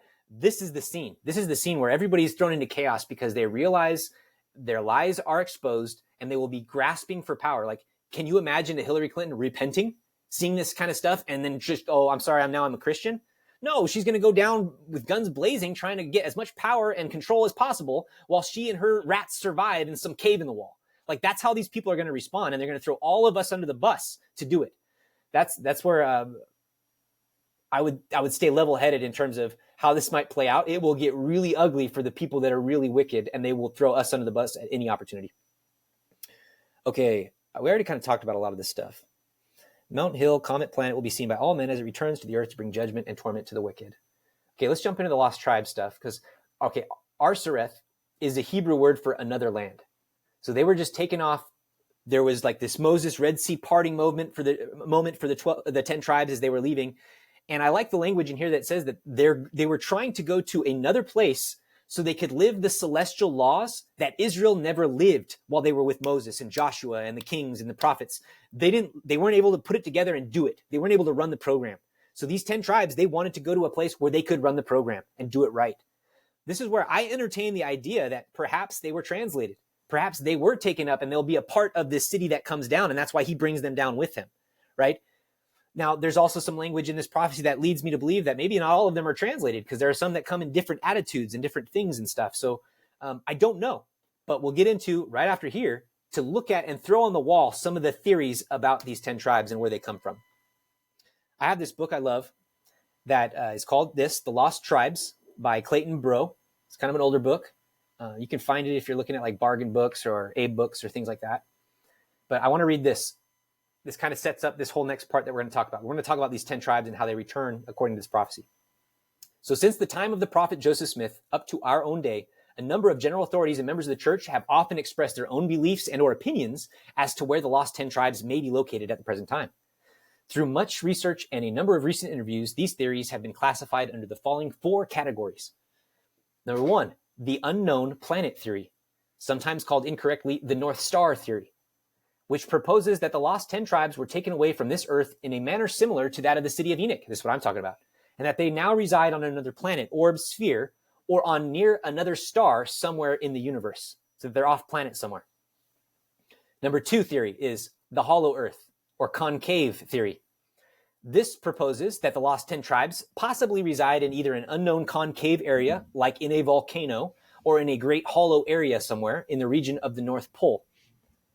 This is different from the North Pole theory, which is a theory that proposes that the lost 10 tribes live in a mysteriously camouflaged area somewhere near or at the North Pole. So like by electromagnetism or wavelengths or something or spirit, some unknowable weird mystery thing. Like they're just like a hidden city, like Wakanda, right? Like Wakanda.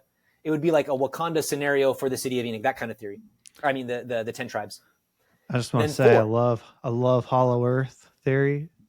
Like I don't obviously I kind of lean towards you. I'm like I like the electric universe stuff, but I do like Hollow Earth. It's a fun theory. And I was going to point out, one of the things I was going to point out is in the verses, man, I wish I should have saved it.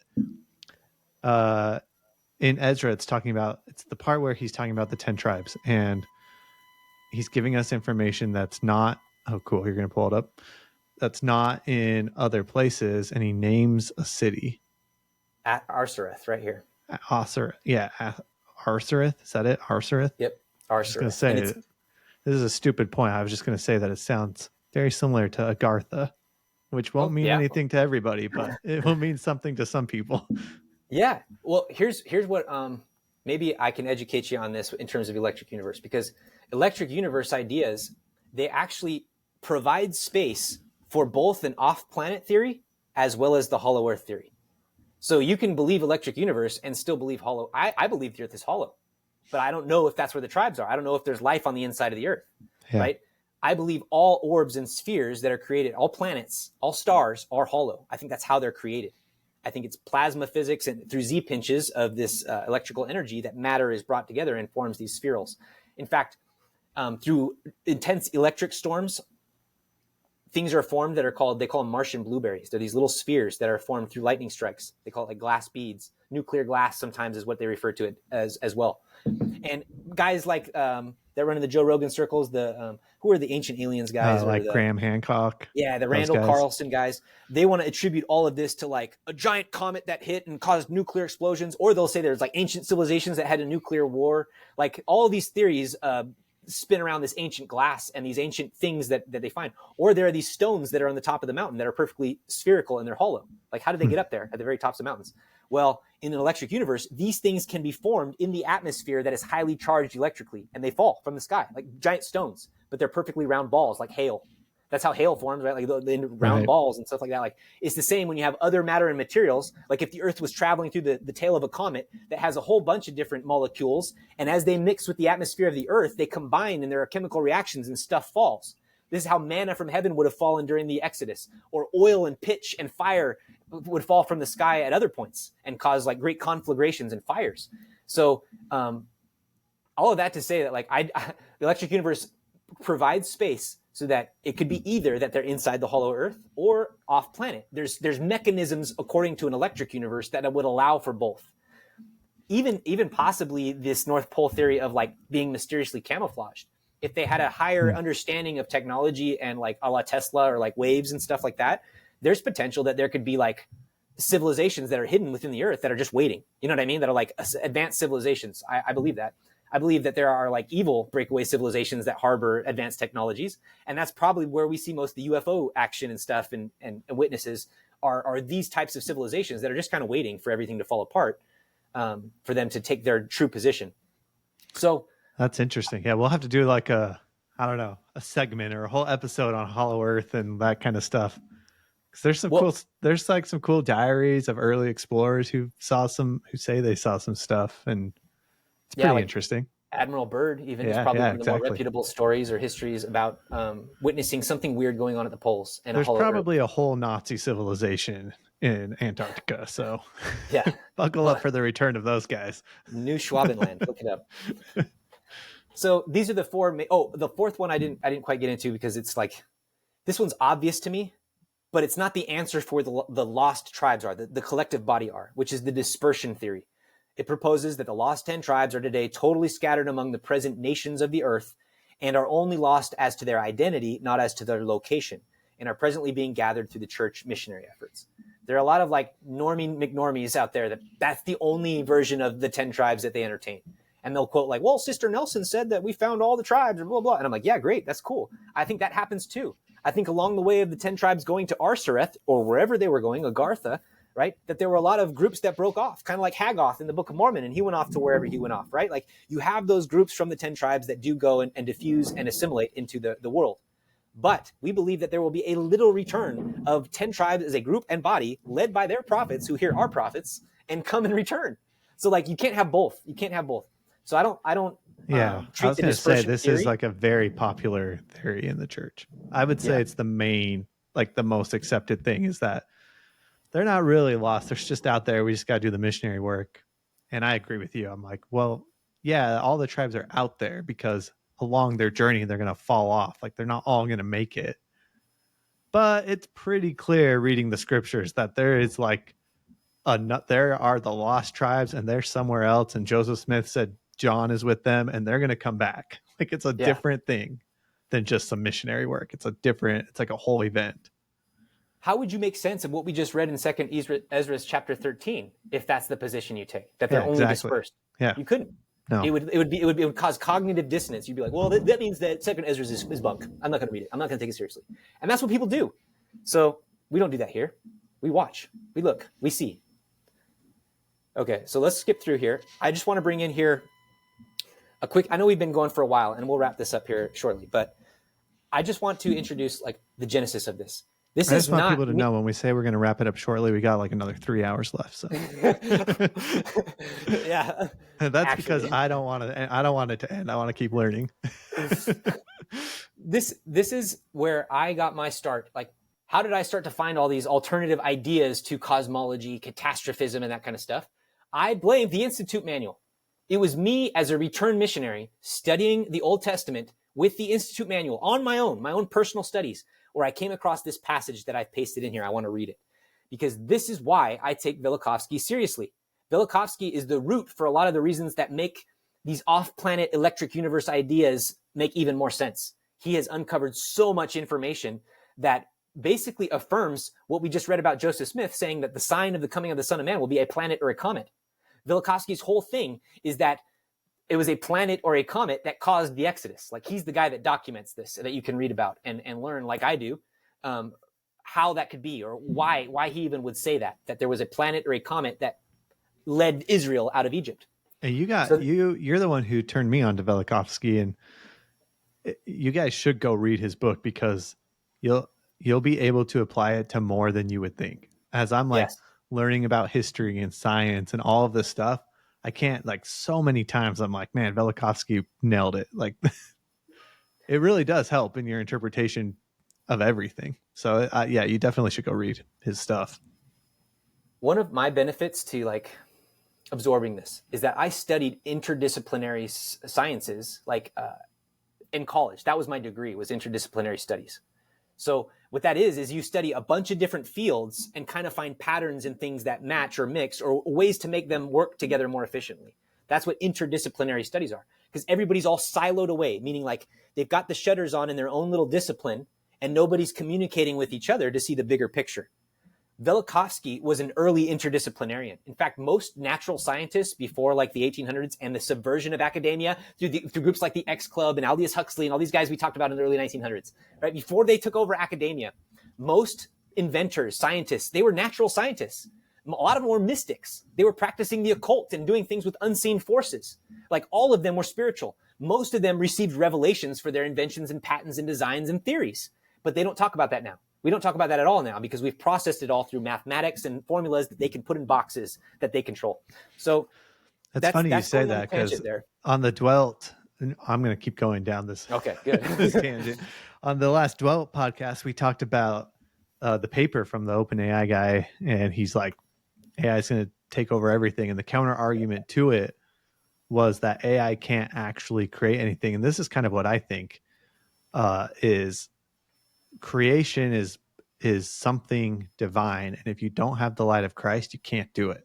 Like, and to your point, so many of these scientists, and this is something I think we've really lost in today's science world, they were like weirdos, man. Like these guys were not the scientists of today. Like Newton's the gravity guy, right? He believed that there was a secret code in the Bible and that like metals were alive.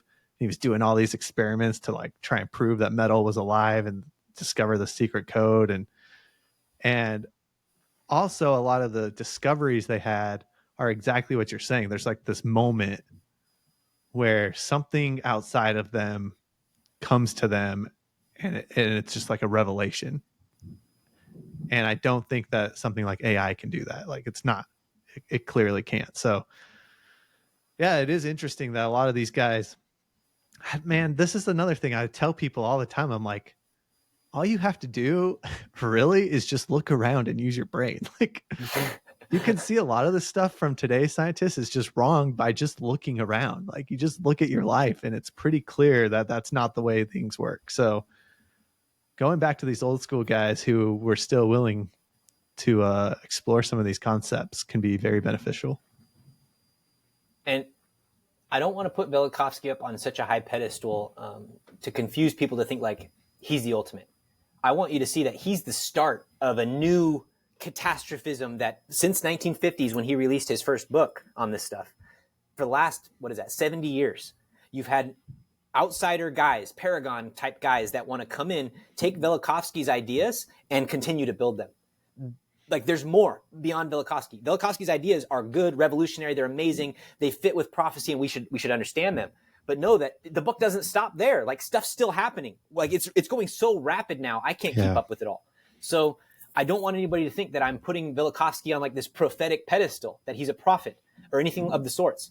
I'm saying there are lots of individuals like Velikovsky that we can look to in history who are going against the mainstream narrative and presenting ideas for science, history, everything, how the world works, even spirituality, that would be more harmonious with the restoration of what we know through Joseph Smith than if we just blindly accept the status quo of consensus, okay, right? And that's the world we live in today, is that it's easier to just go along and not make a big stink or pretend like you know something more than those guys that have 7 PhDs. Like, how arrogant of you, Leland. What qualifications do you have to teach me about any of this stuff? My answer is none. I have the light of Christ, like you said. I have the Spirit, the Holy Ghost. I have the same scriptures you have, and clearly I'm reading them. Are you? Like, I don't know if you are, because you want to challenge me and say that what Babylon is presenting is good and that we should mix this with the scriptures, when all throughout scriptures and all through the modern day prophets and their counsel have said, don't do that. So it's like, I don't get it. So I'll also say, don't be intimidated by some of these guys. I think a lot of people, I think Nibley's a good example, because Nibley was, I mean, maybe he's coming up, I don't know, but he's in the same vein. He is researching the same stuff that Velikovsky was. Yes. Nibley is a catastrophist. Is that the word? Yeah. And I think a lot of people, if you bring up Nibley to anybody in the church, they're like, oh yeah, he's like genius. Yeah. And that genius makes people feel like they can't read him. It's like, oh, I'm not going to be able to understand it. Like, it's too much for me. And I'm telling you guys, like, I'm an idiot, and I could figure it out. Like, if you're praying about it and reading it, you can understand it. It's okay. So don't be intimidated by it either. I second witness that. And honestly, like, I love that people are like, oh yeah, Nibley's so great, but they don't understand what Nibley was saying. You know what I mean? Like, they don't actually understand that he was agreeing with these kinds of things that I'm saying, that Velikovsky is putting forward, that catastrophists are saying. They don't understand that Nibley was trying to do it in the most academic way, that his peers were academia. He was tasked to look good in academia, but to push back and to provide evidence for the church in certain things, and like to defend the gospel position. So he had to play their game. I don't, and I don't want to. I have no desire to. I'm the regular man's regular man that can try and like distill it down, is what I've been trying to do through my music, through everything. But yeah, Nibley is, if you want like an actual scholar who would be a contemporary. In fact, Anthony Larson, who also talks about this cosmism stuff, and if you know me, you're probably familiar with him. Anthony Larson, he actually spoke to Nibley one time on the campus of BYU and asked him directly about Velikovsky. He was like, what about Velikovsky's ideas? And Nibley was like, he's right, he's correct, but he could have used better sources. Like, that was Nibley's argument. He was like, there are so many sources that Velikovsky overloads you with sources. So that's funny. It's funny that Nibley would be like, yeah, he could have used better sources. When you read Velikovsky's book, and it's like every paragraph he's jumping from one nation or country or culture to support his point that they're all talking about the same thing. Nibley's like, you should have just asked God. Yeah, well, yeah, I wish, because Velikovsky gets so close on certain things, and then because of his spiritual point of view, he's just blind to like future things. And most people today are. Like, all the Thunderbolts guys, none of them believe that the heavens are going to change for the millennium. None of them do. And so you've got to be the one to insert our doctrine into what these worldly people are saying. And too many people, I'll like turn them on to a Velikovsky or a Thunderbolts or this guy, and they'll think that like I'm endorsing their ideas wholesale. I'm saying, no, you've got to use discernment and filter everything they say through a gospel paradigm. That's what my eternal perspective essays are. It's like, here's how I'm doing it, guys. You should be doing the same. I love that you said, take the gospel and put it on the worldly things, because that's how we should approach it, not the other way around. Too many people are taking worldly things and trying to imprint it on the gospel, and they got it backwards. Yep. It's the same thing we see happening, like, well, I'm only going to get a little political. It's the same thing we see happen in Utah, where it's like, we're going to bring the world in and we're going to become a little bit like the world. We're going to take the world and like combine it with the peculiarness of Utah. And then like the world is going to, it just overwhelms. It's too much. It's too big. When you really should be saying, look, like if the world wants to come here, you can come here. That's fine. But we're going to put the gospel on you, like not the other way around. So yeah, dude, that's a great way to look at it. It's so funny you say that. You just spurred a thought, and I know this is a spirit, so I'm going to bring it up. But when I drove through the beautiful state of Utah last week, all week I went up through St. George. I'm from Arizona, so I went up through Vegas, St. George area, all the way up through the heart of. I stopped in Bountiful for a while, and then went through to Logan up top. So I passed through Salt Lake on that. Now, all through the valley, left and right, there are temples everywhere that you see. It's beautiful. It's one of my favorite parts of driving through Utah is to be able to look out the window one side and see two temples, and look out the window left to see two temples. Yeah, they're everywhere, man. Yeah, it's amazing. And my kids and I, we loved it, like spot them. And, oh, what town are we in here? Which one is that? Oh, there's that one. And so we're doing that. And all of us on this trip, because we were making it in one straight go, we got to Salt Lake. And I'm super excited because part of my trip last week was to finally go to the conference center myself, which I did. The first time, and like see these symbols that I've been talking about and writing about for years now. And I was there. But as we were driving past first, we were going past Salt Lake first. And I was just trying to look to see like, okay, where's the temple? Where's this and that? And it dawned on me. I was like, we drove past all these other temples that are on a hill, and they're the focus. You see them. As soon as I drove into downtown Salt Lake, the Salt Lake City temple was enshrouded by these tall buildings, right?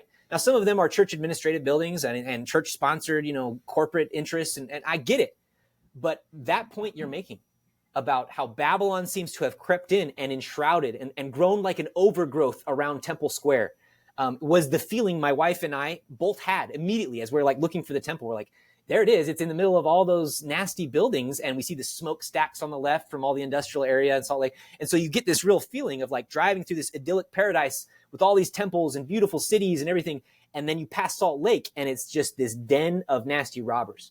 I recently watched Snow White. No, which one is it where she dies on the spindle, or she Sleeping Beauty. Oh my gosh. Yeah. I recently watched Sleeping Beauty again, like revisited that with my daughter, and we were watching it. And it's just like the wicked witch when she puts a spell over the castle of all this vines and nasty overgrowth that takes over the castle that the hero has to cut through to get to the prize, the castle on the inside with the woman, right? And I feel like that's exactly what we were watching as we were driving through Salt Lake, that a little bit of the world, and Brigham Young's fears are fulfilled, that we would become so much like the world that it would overtake us. And then the prophecies of the, who was it? Parley P. Pratt, or I can't remember who it was, that called that Salt Lake City would be among the most wicked cities in the nation at the time of the cleansing of America, that Salt Lake City would be counted among them. And look at what happened last month in Pride Month, or every year for the last few years.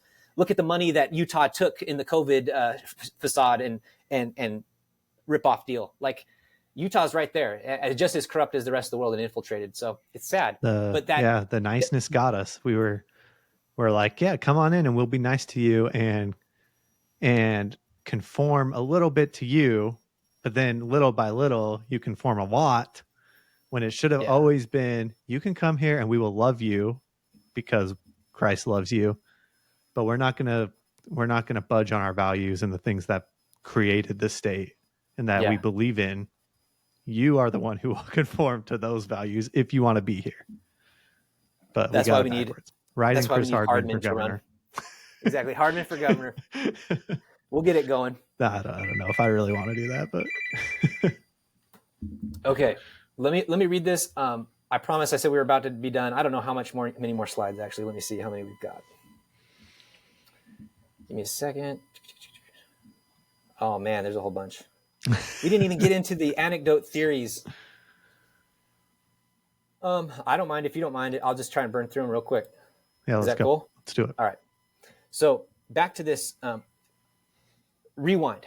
I'm studying Genesis and the creation, and I'm using the Institute manual, and I'm looking like, what do they say about creation and evolution and all this stuff? Because I was in school at the time. I was taking biology and all these classes where they're just shoving this stuff down your throat that like the earth is millions and billions of years and there's no way that God created it. And like, it was overly obvious to me that there was just this indoctrination of worldly themes going on.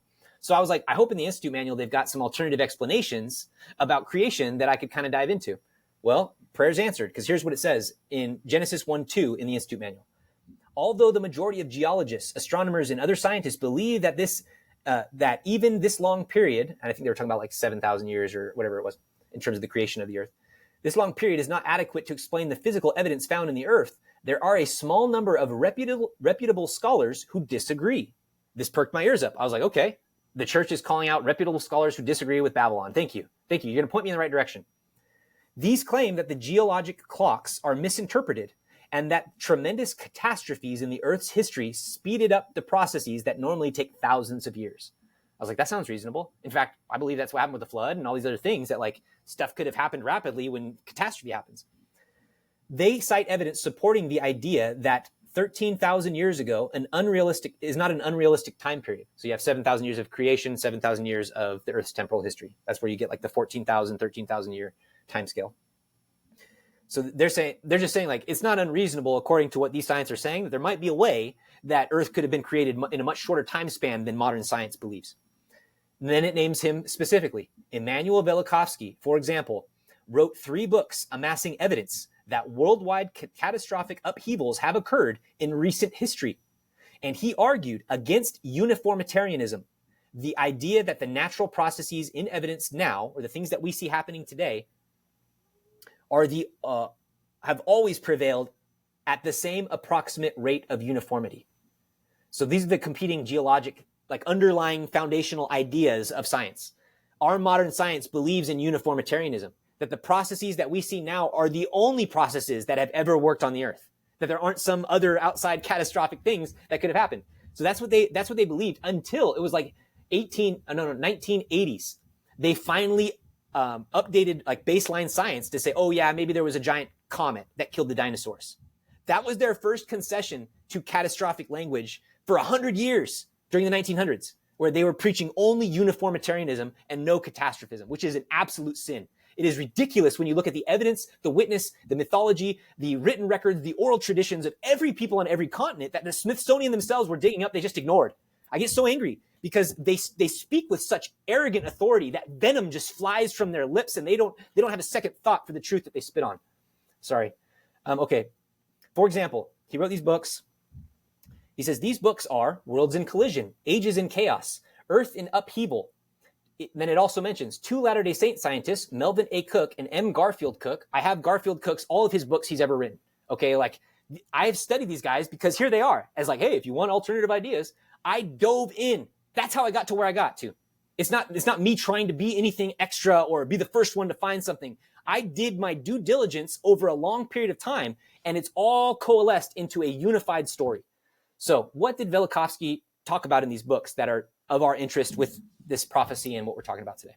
Well, like I mentioned, he is the one to say that Passover, and he's Jewish. He was raised like studying Hebrew and understands Hebrew and reads Hebrew and studied the Talmud and a lot of the rabbinic texts and things like this. So he's not somebody who's ignorant to like stuff that we should be understanding. He says Passover was originally an actual close encounter or many encounters with other bodies in the solar system, like comets or planets or comet-like planets, namely Venus and Mars, or planets who are acting like comets by moving and have a tail and look like it. So, and these things happen from the Exodus down through the ages of the prophets. That's kind of what he's talking about in terms of Passover.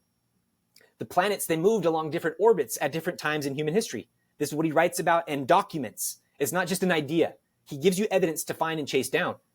Electromagnetic forces should be considered in celestial mechanics. This is what I was talking about earlier, about putting electricity in space and saying that the planets have charge and move, and the sun actually kind of dictates that.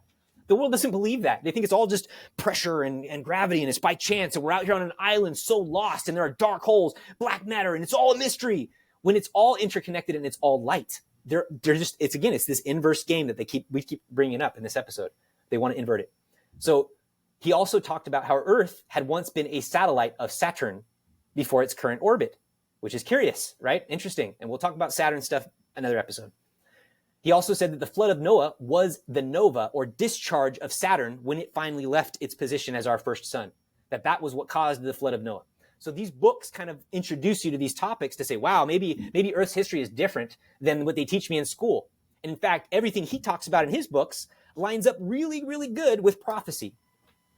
We already talked about uniformitarianism. I'll just kind of speak to this. Side by side, the idea is that Joseph Smith was a catastrophist. All the things he taught, I want to go through this list. That Earth began as part of a group or a congregation of worlds. This is what we talk about with Kolob, Earth being in like a stellar celestial nursery, in a different place, a different location, a different orbit, a different solar system even than what we recognize now. So how could the Earth be here for millions of years if that happened within human memory according to the prophets? You can't hold those things together in my mind. Not when you have other options like this open to be exploring. It's irresponsible. It's not doing your due diligence. It's willful ignorance, like Peter says. Now, Joseph Smith also taught that Earth was lighted by another sun in the beginning. This would be Kolob. And then Oliblish after that, according to the diagram. It says it took over after Kolob. Now, Earth fell into present solar system and began orbiting the sun. This is something that Joseph Smith taught. This is something that Brigham Young taught. I've got all these quotes as well. If you're like, oh, I don't believe any of that, go to my essays, Eternal Perspectives on Substack. It's called the Cosmism Manifesto. I'm documenting all of this stuff. So if you're interested in this, it's endless hours and hours of me rambling on about this crap. So if you enjoy these episodes, man, you're going to love that. It's amazing. You should go listen. They're so good. So if you have question, though, about these points that I'm bringing, especially on this slide with these tiles with Joseph Smith, I have documentation in other places. So the Earth fell into present solar system orbit and began orbiting the sun. So like something happened from creation to now where we're in this position. What didn't start here by this sun that we see go east and west. These planets were close together and shared a common axis of rotation. So they all were together and shared a similar rotation. So they were in like a line. They were in a string. In fact, I was just reading in Velikovsky's book, Worlds in Collision, on my trip. I think he quotes Berosus, one of the ancient philosophers and scientists and historians.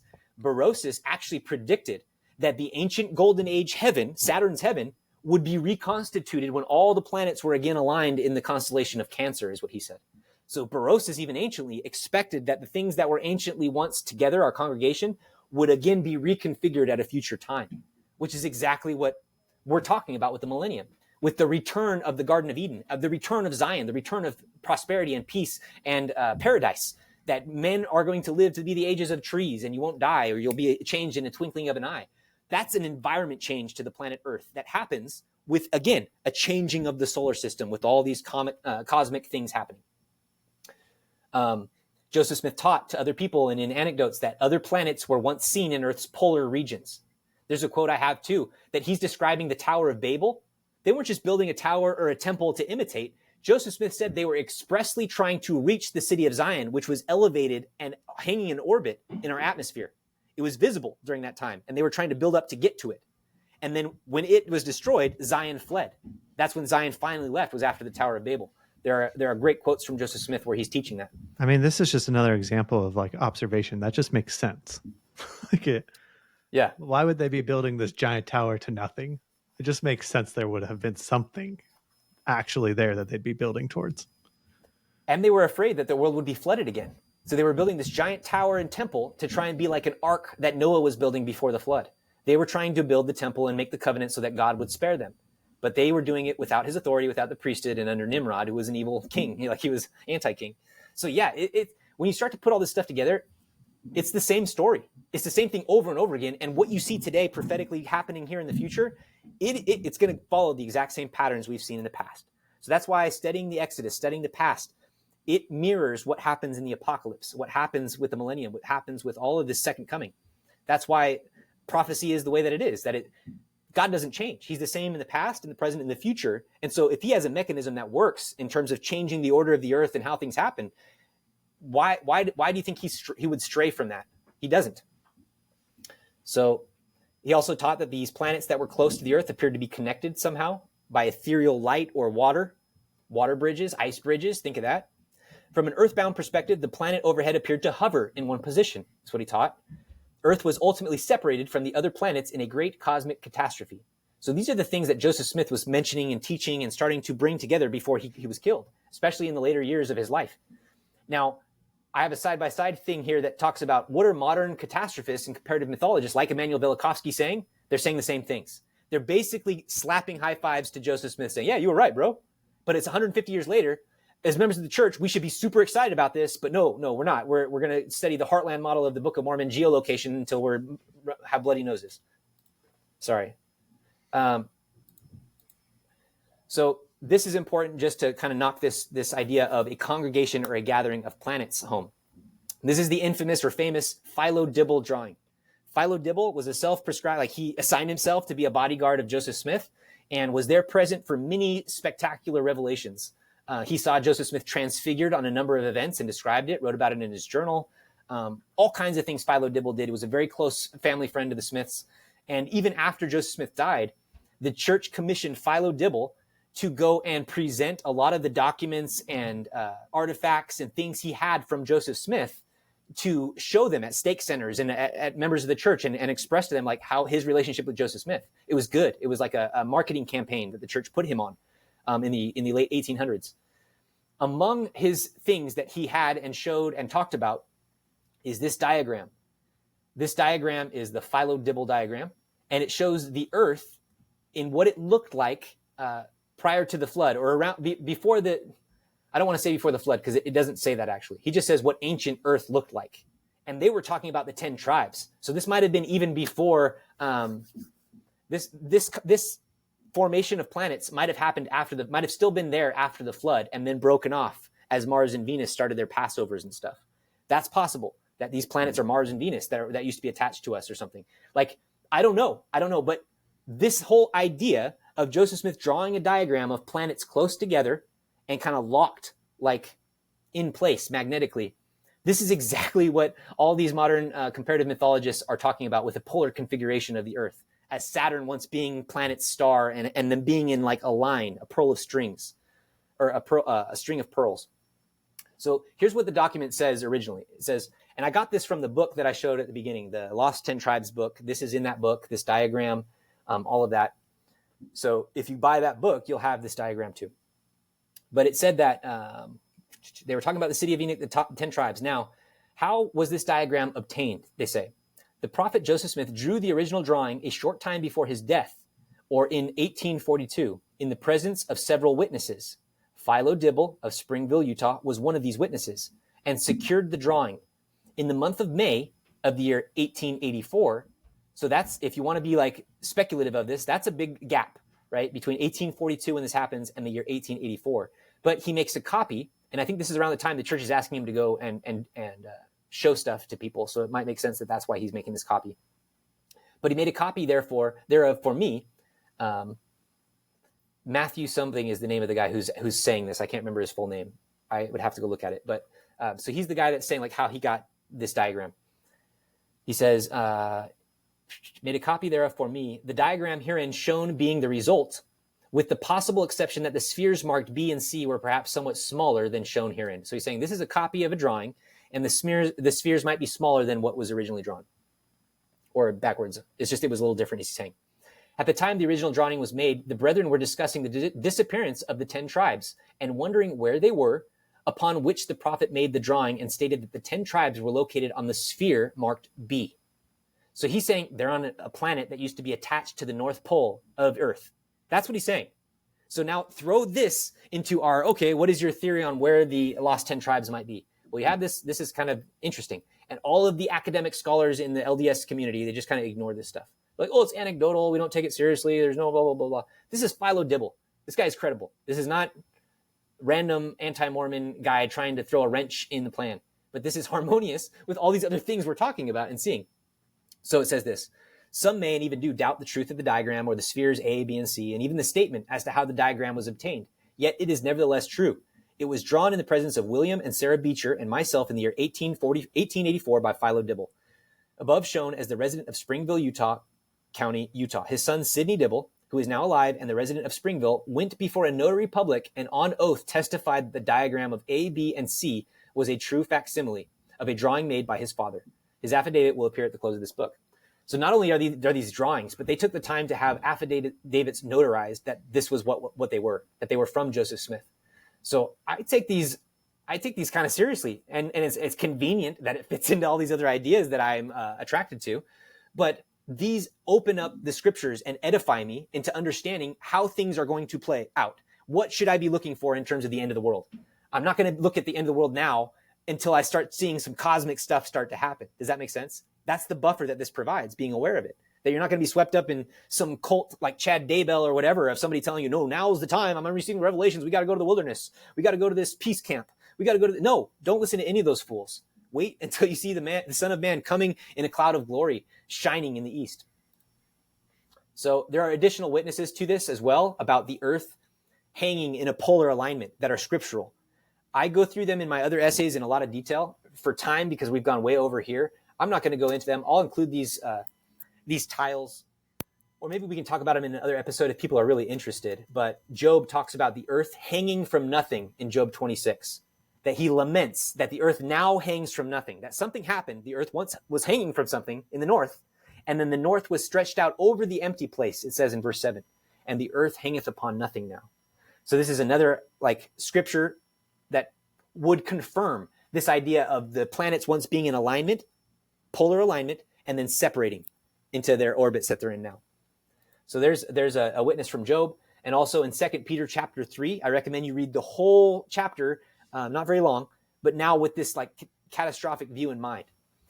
He's talking about that before the flood, there was an old heaven and old earths, that the earth that exists now and the heavens that exist now are held in reserve until the time of fire, until the second coming, when this man from the sea that we read about in 2 Ezra chapter 13 comes down and burns the earth, right? That the earth will be reserved for a new heaven and a new earth at that time.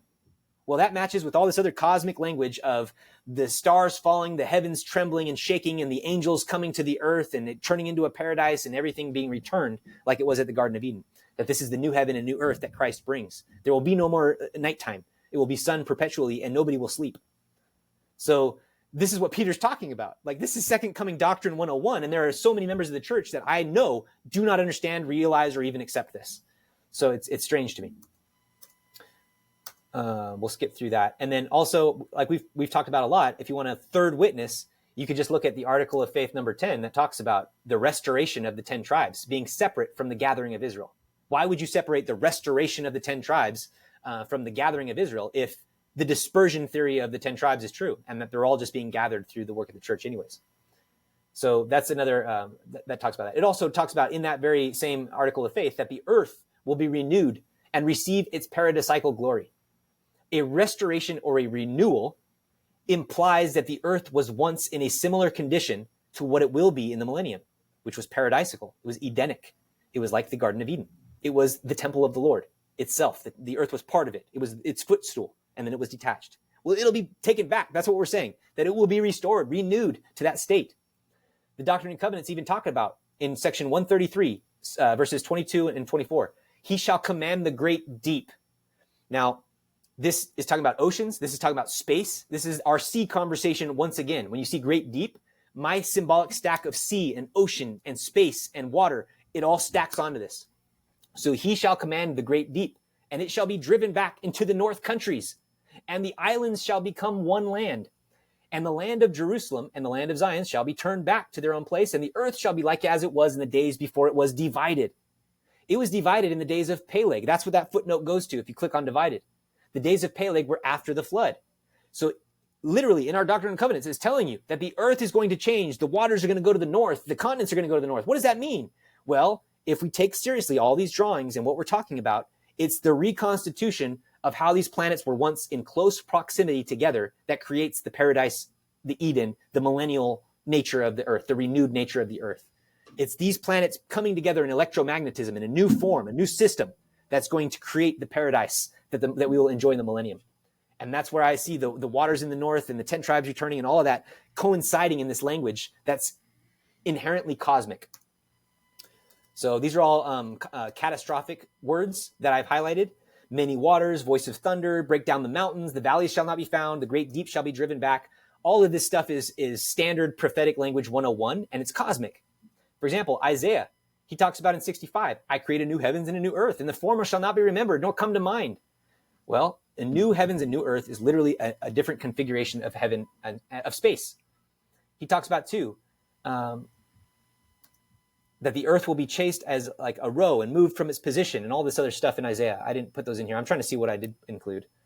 I jumped to Revelation, where John is also talking about a new heaven and a new earth after all of these calamities and stuff. So that's all that is. And there was a sea no more, John says, which is interesting when you talk about the waters coalescing and going back to the north. And let's look at this Philo-Dibble drawing really quick. And if these were all connected by water or plasma or whatever it is, you see how there's these narrow necks of land between A and C or A and B. This is where the waters originally were.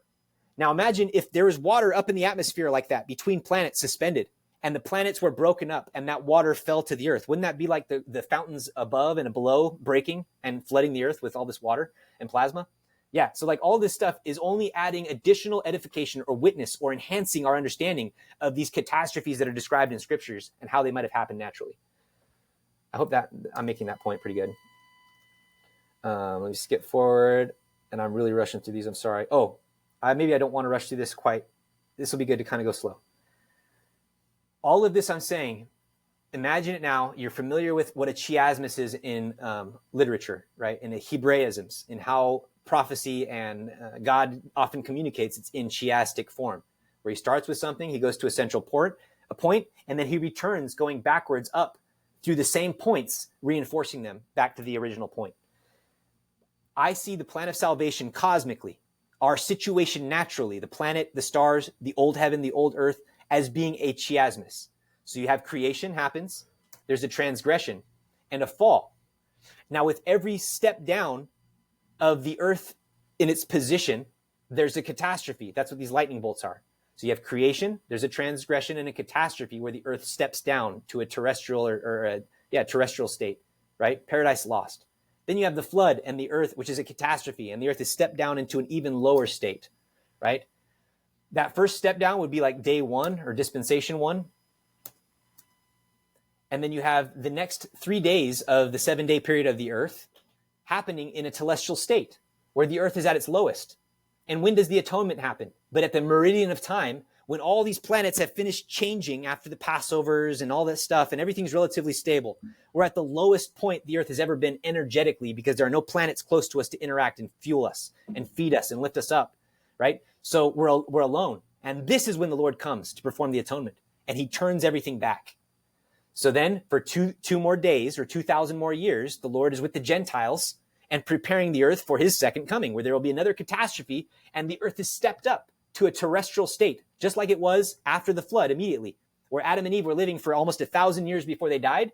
That same type of situation will happen during the millennium. Then at the end of the millennium, we know that the evil is released for a short time, and there's one final conflict before final judgment, and we enter into the Father's presence, into celestial glory. So it's a mirror of what happens at every step of the fall, and each transition point is initiated and pushed through by cosmic catastrophe. We'll have to go through these another time, but these are 10 tribe theories and quotes that just talk about, like, they reinforce these ideas of off-planet or off-Earth theories or inner-Earth theories with different presidents of the church, prophets, and other members of the early Quorum of the 12 and things, speaking to people anecdotally about what they believe where the 10 tribes were. They had wild theories. I bet if you asked all 12 of the apostles in the quorum now, none of them would tell you a different theory than like a unified one, like this is what we believe, the 10 tribes will return, just kind of like a cookie cutter general answer. But in the early days of the church, everybody was speculating and without fear of being called like a pseudoscientist or fake news or whatever it was. Like, I want to get back to those days. I don't know where you want to go, Chris, from here. Do you want to read these or do you want to wrap it up? Let's wrap it up. We can post these. We'll post these under the episode. How about that? And I want to just see if there's one, just kind of give a taste. Here's one. Joseph Smith said that the two prophets who would prophesy in the streets of Jerusalem for 3 years and a half were Enoch and Elijah. Also, the two wings, north and south of our earth, are inhabited. The north with the 9.5 tribes, or you say the 10 lost tribes in the north, and the south wing by the people of Enoch's city. So this is kind of referring to that Philo-Dibble drawing where we had A, B, and C. He's talking about the 10 tribes were in the planet to our north, and the city of Enoch may have been the planet attached below us, unable to be seen by the world kind of thing. He says here, this earth, when first created, occupied a position next to Kolob, the highest in glory of all the creations. Consequently, on account of the high position we once occupied, we have fallen below all of the others in space. Consequently, our sufferings are greater. The greater the rise, the greater will be the fall. When we are redeemed, we will be taken back again and placed in our former position. And that's a journal from 1861, October 8th, James Beck, talking about these same things. So like there are dozens of these, and that's why I've included them in here to say like, it's not just Chris and I's wild speculation that these things are happening. There's a whole book called The 10 Tribes that these things are in. Like there's so many anecdotes that early prophets were talking about this kind of stuff. Where did it go? Why can't we bring that back? That's where I'm at today. So just to wrap it up, this is the timeline again that I had earlier, but now I've included another timeline, which would be the solar ages or the planetary ages, right? According to what's written in Velikovsky, it goes Moon, Saturn, Jupiter, Mercury, Venus, Mars, and the Sun. Those are the ages. These kind of line up with all of the catastrophes that are documented.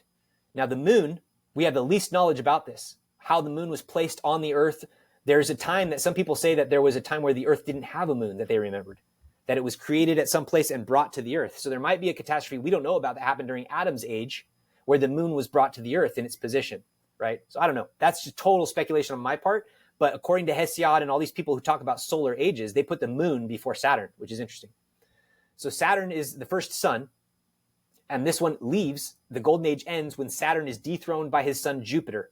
Jupiter takes over for a time in the silver age, not as great as the golden age, but right after the flood. This is the period where the earth divides under Jupiter. Now, basically all the mythology that we have from the Romans, the Greeks, the Persians, and everybody, they kind of take history starting from Jupiter down. That's why Jupiter and Zeus, blah, blah, blah, like they focus all of their stories around what Jupiter does with the lesser planets. And they kind of tangentially mention Saturn because they're that far removed. It's thousands of years from when Jupiter or even Saturn graced the skies, as like Osiris is how the Egyptians would have seen Saturn. But it's too far away for them to claim that Saturn was the first sun. So they resorted to Jupiter. And then after that, during the Passovers, the Bronze to Iron Age, Moses' time, you have Venus and Mars are the primary planetary bodies that are causing destruction and chaos. They're causing the pillars of fire to descend and things like that. The destruction of Sennacherib's army in Isaiah's day and these types of things, those are planetary Passover events where you have Mars and Venus affecting the children of Israel and their journey to become a Zion society. So I just want to lay these in there that this is the idea. When you want to put in esoteric history, real history, and not just made up Randall Carlson, whatever, like Zachariah Stitchin fan fiction, right? If you're taking the Stitchin ancient aliens look at history, you're ignoring what prophets say. You're ignoring what the history says. You're ignoring what all these ancients say about what they witnessed, that it wasn't ancient aliens and civilizations. It was the planets that they worshiped and that there were spiritual beings that did come down. You want to call those aliens, maybe, right? But speak to it that way. Don't speak to it that they're just aliens coming down. They're going to call Jesus Christ and those who come before him, his angels, they're going to call them aliens. They're going to call them White Walkers. They're going to call them every bad name that they've been programming us in the book to reject as it comes down to help us. That's kind of in the inverted status quo that Satan uses, especially with these more nebulous occult things that he's been waiting to like unleash as a deception. You're going to start seeing people talk about this stuff more openly, and you'll see fire coming down from heaven, and they're going to attribute it to magic and planetary astrology and this and ancient alchemy. And they're going to be talking all this stuff that sounds super interesting. And it's going to catch the eyes of a lot of Latter-day Saints who didn't take the time to study cosmology from their own prophets. That's what I believe all of this cosmism is.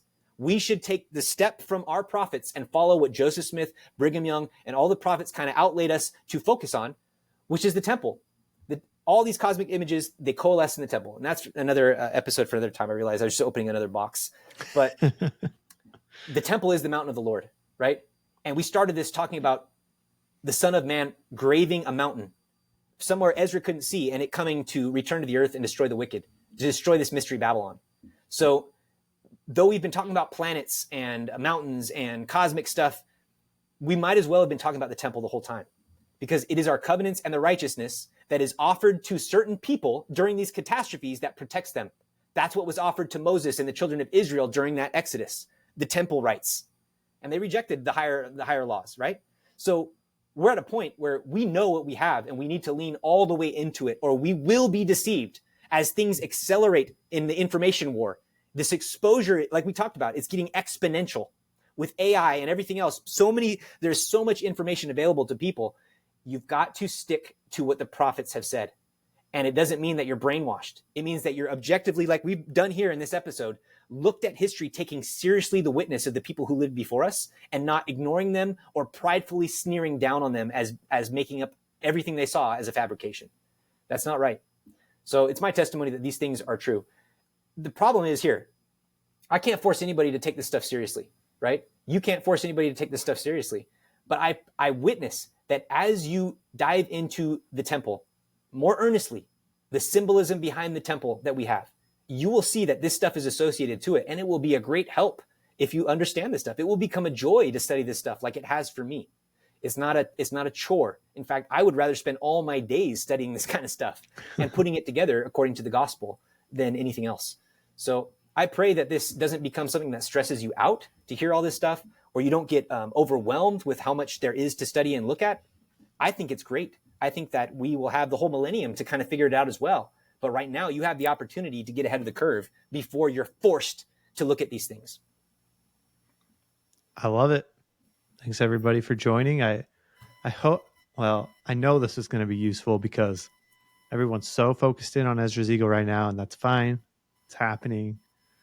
But it's also good to get a bigger picture of where Ezra's Eagle fits in, what else Ezra saw, and how it relates to this whole timeline that we're looking at right here. As we get really close to the second coming. So I hope you guys are doing your own study and preparing, because I hesitate to still say it, but it seems like it's happening. It seems like we're there. So buckle up, I guess. Look, I'm with you. I'm holding my breath. Like, I don't know how Ezra's Eagle is going to play out, but I believe it will. So like everybody should be buckled up. But I think it's going to be glorious, like we read about in the scriptures, for those who are left behind, that they're going to find great benefit and see, like President Nelson has said, some of the greatest miracles and miraculous things that the Lord has ever done. He's going to do between now and that point. So cheer up. It's going to be cool. And, like you can go look at some of Cleon Skousen's stuff. Hiram Andrus has some stuff where they talk about some of the cool, like more hopeful things that happen with the saints in the last days and the miracles that they'll see. It's not all bad. There's a lot of good stuff. It's bad for Babylon, for sure. Babylon's in trouble, but the Saints have some cool miracles in store for them. So you should be excited. Like I'm excited about it. Same. Thanks, guys. Okay. See you guys. We'll see you next week.